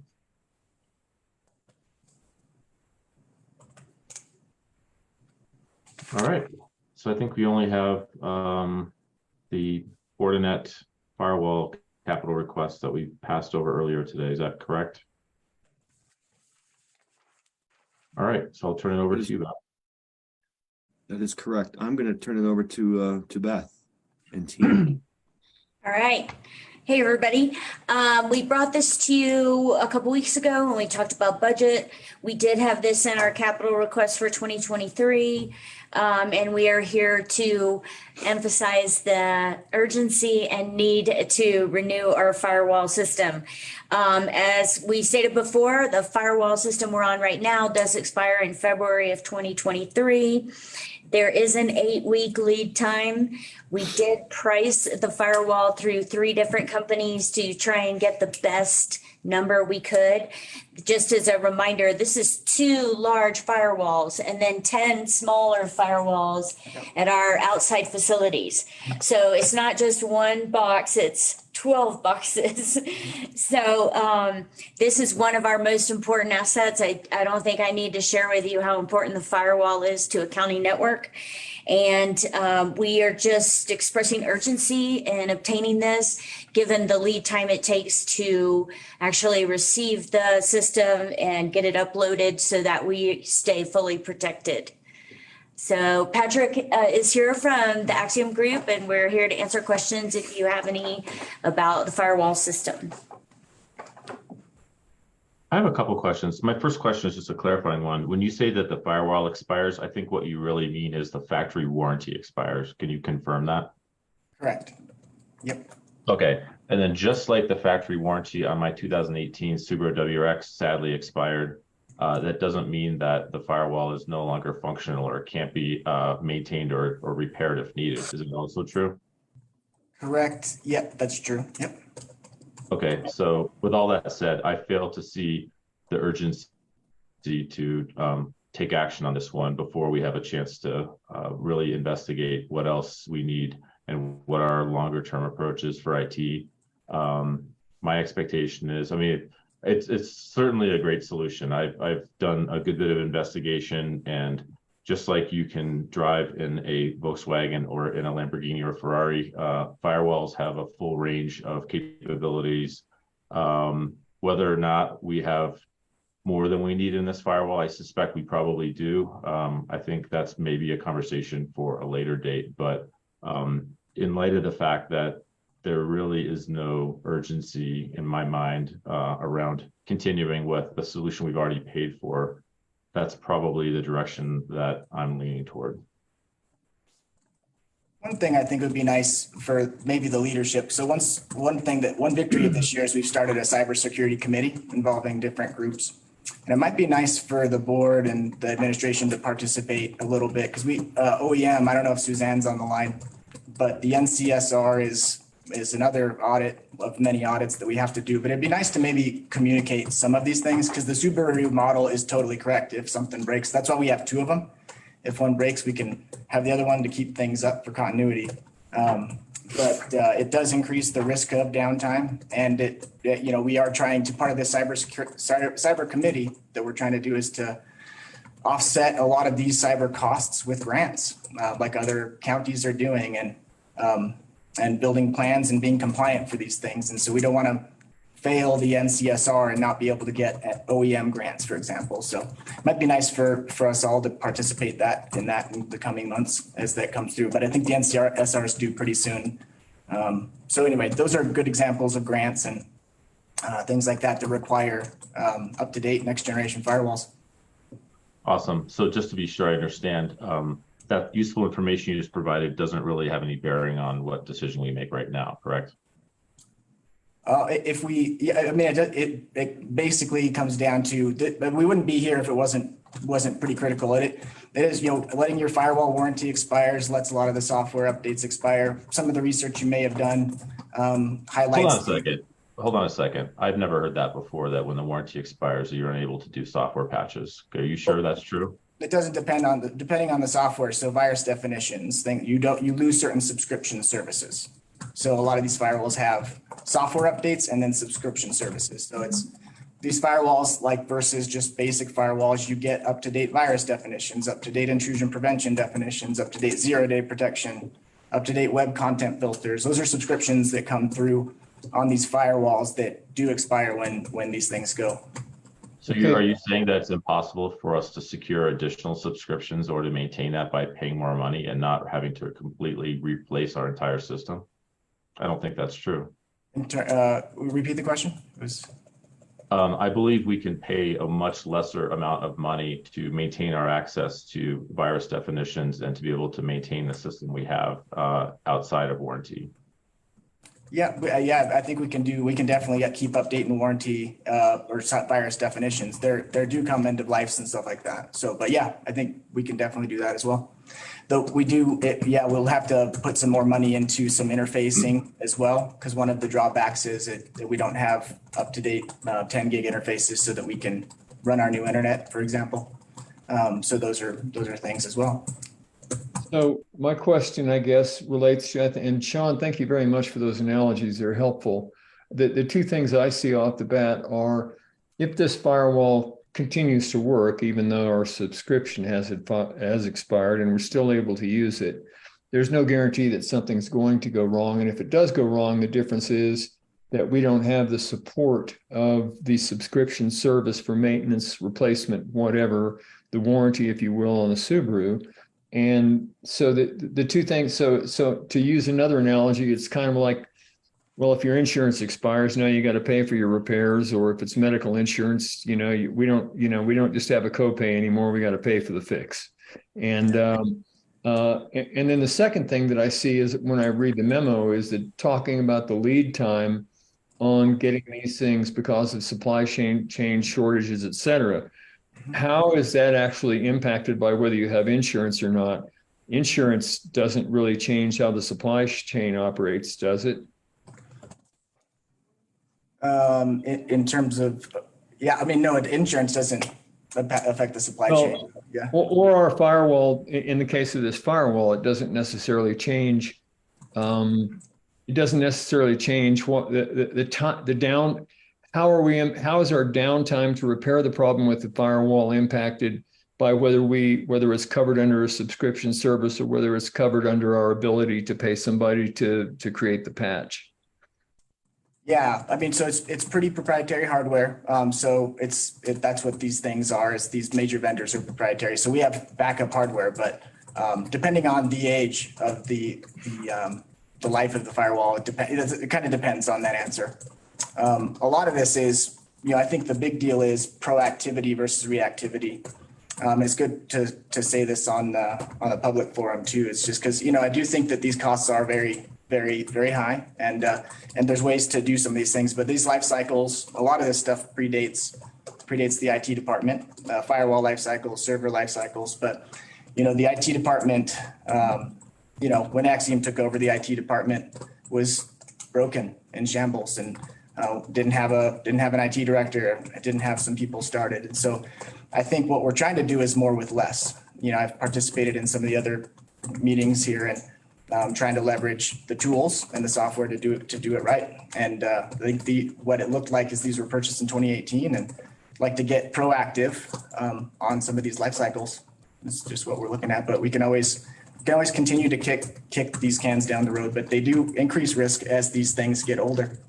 And I think that therein lies someone diving deep into cyber insurance plans and things like that. Because again, when Axiom did take over, some of these costs that are just seen as bottom lines were active threats to the environment, which has its own set of costs. And victoriously, we were able to, with the small IT department, thwart the active attack without losing any downtime on the users. And that was 2021. And so proactivity. So that is a good example in 2021 when Axiom took over, as reactivity. And there's costs of that reactivity and risks to that reactivity. I'm not saying these things can happen due to the firewall upgrades or anything. It's just from the IT department standpoint. There's a lot of analysis of costs going up, things like that. A lot of this stuff is OpEx to CapEx. A lot of these things are getting on laptop centricity versus desktop centricity.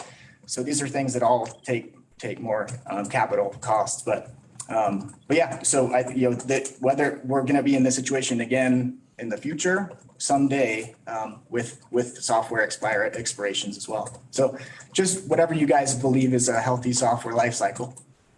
This is just a vendor recommended software lifecycle. Yeah, I don't consider myself to be an expert on what's a healthy software lifecycle. The reasons we're asking the question, I believe in proactivity versus reactivity and anticipation and being prepared and having good security and all of those things. What I'm thinking of is, as we're reevaluating how we provide and organize IT, the issue is becoming, do we spend $100 and some thousand to 110,000? It appears I'm looking at to solve a problem, the solution of which solution might be outdated within a period of months if we make a different decision about how we're moving forward in a different way. Is this new firewall system going to be obsolete and unusable to us if we move forward in a different mode in the futures? I'd like to know that if we spend money, it's not $110,000 for a few months because we then went out and bought. In other words, I'm not going to put a new turbo on my GTI knowing that I'm going to switch out and get a WRX, in 6 months. That's my point. Totally fair. Yeah. And so, again, like Fortinet, there's a lot of different vendors, the Fortinet's in the middle of the stack. There's Checkpoint, there's Palo Alto, there's Fortinet, there's Sophos, there's Barracuda, and Fortinet falls pretty middle of the stack, and I see them a lot in municipal operations. But we can go a lot of different ways. One of the reasons to stick with Fortinet is the diminishing IT resources that we do have, being at less deployment costs of ripping and replacing hardware and software and configuration versus just backing up and configuring it. So that also factors into kind of the cost, is being able to deploy it for a lot less than going into a completely different architecture.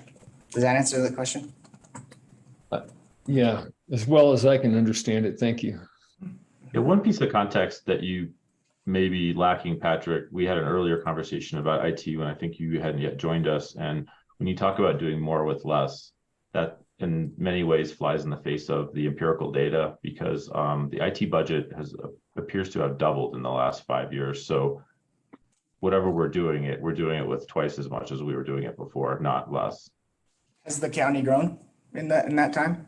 No. Has there, for example, you know what? I don't want to have this conversation right now. Okay. So let's turn it over to you, George, for whatever comments you may have.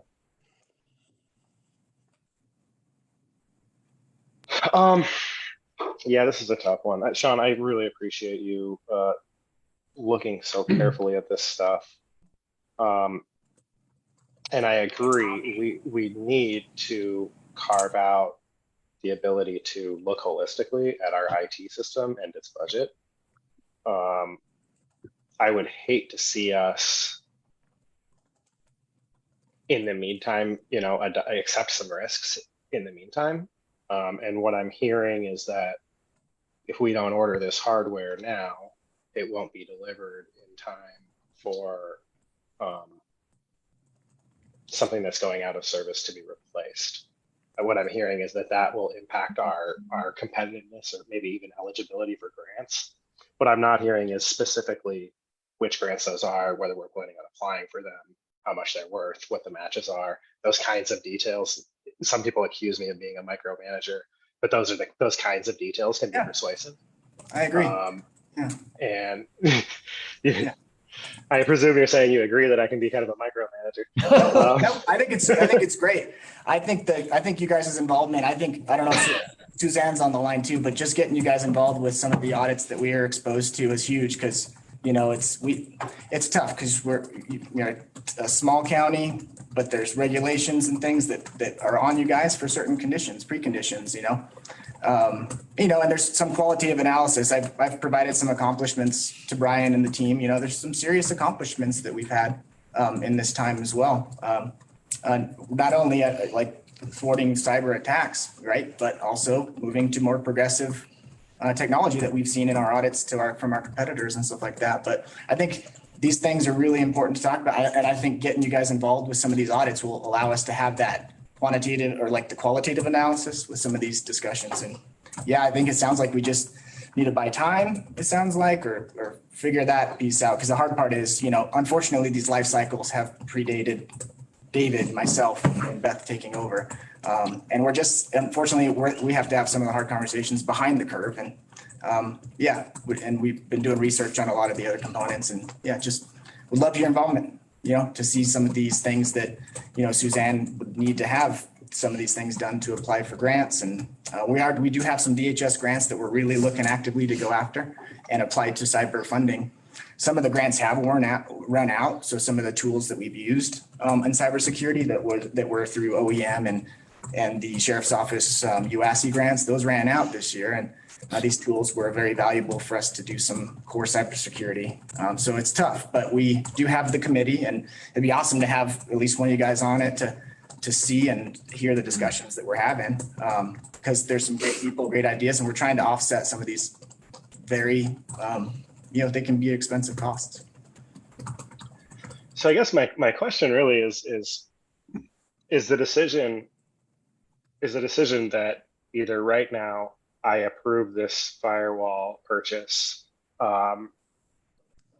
over I think a legitimate concern that is throwing good money after bad, or I decide not to do that with what appears to be a legitimate concern that we have some IT risks. Am I misunderstanding that those are the options that I'm faced with? I think so, and I think I'm hearing too that there seems to be some changing strategies, right?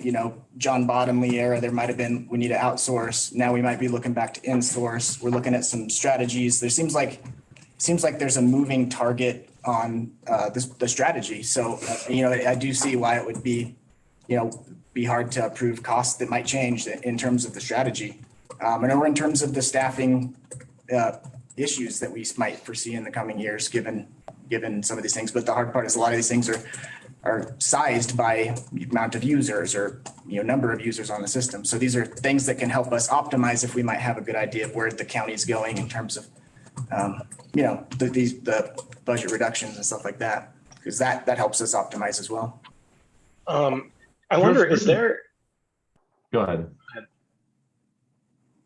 No, really. There's a third path that I'm pretty sure is out there, having done a little bit of research since our last conversation. And I'll go back to the Subaru analogy. I can buy an extended warranty on my car and essentially bring in a third party to provide any sort of updates I might need in my car or repairs it might need.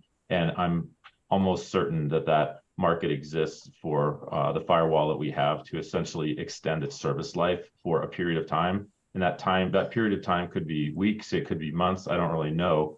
But I think that probably might be the wisest move for us to consider pursuing, and maybe give staff the homework assignment of determining what our options are to essentially maintain support on the infrastructure that we currently have by paying beyond what the factory warranty. And I understand the factory warranty was for a period of time, and that period of time is ending in February of next year. But again, my understanding is that that is a problem that we can solve by hiring another firm, or maybe even Fortinet, to provide us with some additional paid support to keep it going. Yeah, definitely. We can look at that in the IT department and produce some reports on all of that. We generally like the manufacturer warranties, but I'm not as, I do it with like cell phones and stuff, like Assurant and stuff, but I'm sure there's some markets out there. I'm just not as familiar with them, but I'm sure we can track them down. Is that something that you think we can accomplish in the next couple of weeks, maybe, to bring us some better information? Sure. Yep. That seems like a good option worth exploring, Sean. And thank you for bringing up your car's warranty, because I've actually been trying to get in touch with you. But really, I mean, that seems like a reasonable next step is that we explore a third party warranty extension on this, just to give ourselves, can we buy ourselves some time to be, like you said, strategic, right? And not spend $100,000 when we're not sure we're going to use the $100,000. Yep. Or, the thing it buys. Sure. Yeah, things could change pretty dramatically, so we understand that too. And then, George, you just outlined exactly what my only concern was. I came into this today thinking pretty much that because I'm trusting that it's a security issue, a security and cost issue for the county, I'm recognizing that it's a time and money issue. I mean, it's a security issue, but it's more a time and money issue. And I think we need to take a little harder look at what we can do to bridge the gap until we might be able to pick up that new Chevrolet down the road. We're talking about a Subaru WRX, and I think it would be better if we were discussing it as something more like what's affordable for our family. So, Mr. Chair, if I might. Sure. I want to clarify a couple of things that Patrick said. So going back to the initial conversation that the chair had with Patrick, so you indicated that because it's out of warranty, we won't get the automatic patches, some of the software upgrades, et cetera.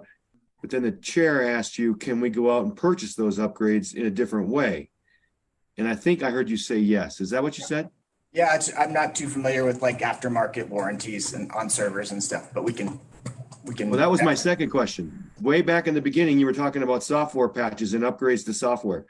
And you indicated that once it's out of warranty, we don't get those upgrades and those patches. Then the chair indicated, this is very early on in the conversation, the chair asked, can't we go out and buy those in another way? Purchase those upgrades? And you said yes. And so I want to make sure that is an option. Then my second question is, overall, he's suggesting we need to go out and buy an extended warranty. Yeah. And you answered yes immediately, but then you said later on you weren't sure if they're out there. So, I'm just not familiar with it. It makes sense. This is a territory that I don't usually get into. We usually like to have healthy life cycles. And so this is new territory, but I'm sure there's a lot of people that might have some options, and HP, Fortinet, those guys can help us try to be really creative, because that seems to be what we need to do right now. Okay, I just wanted to confirm some of those things. Yep, and there's hardware support, like if the engine broke, like you said in the WRX, and then there's software support. So we'll just go back and ask for more info.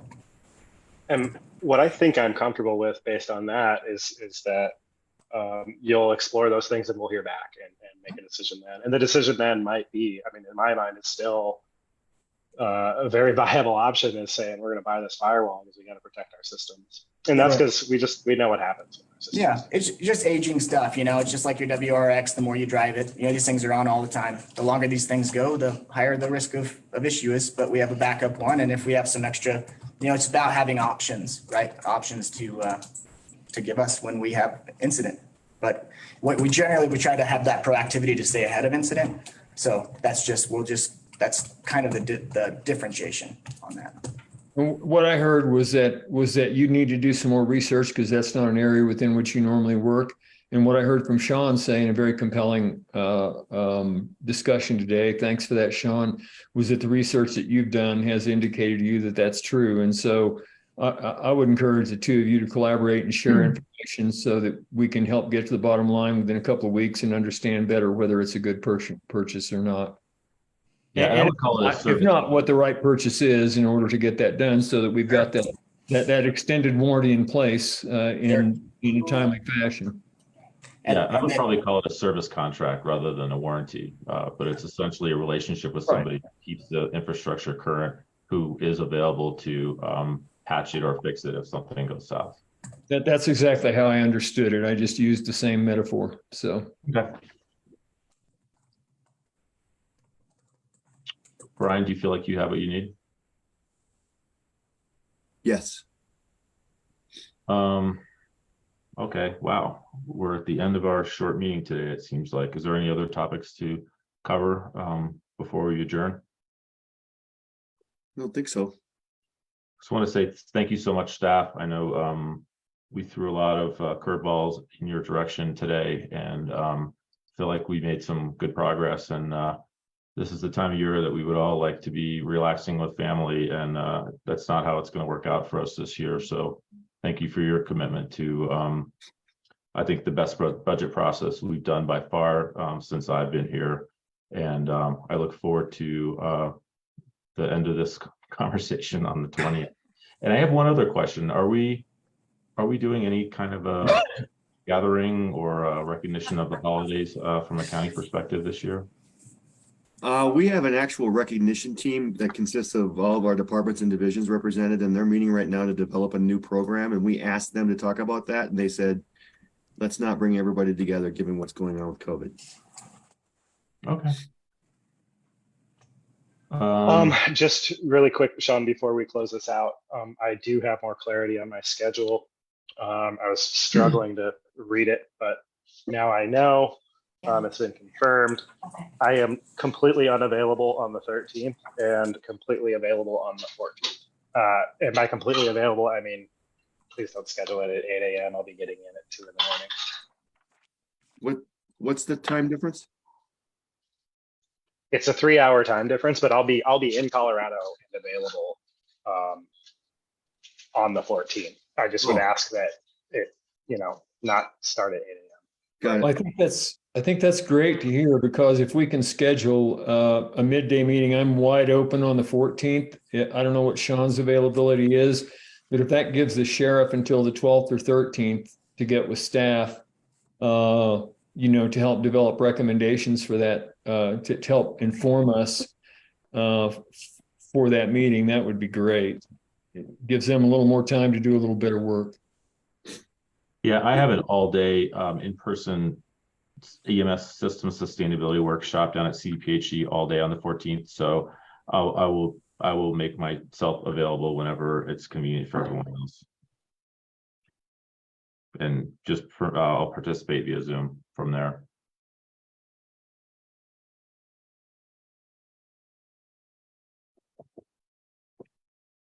All right.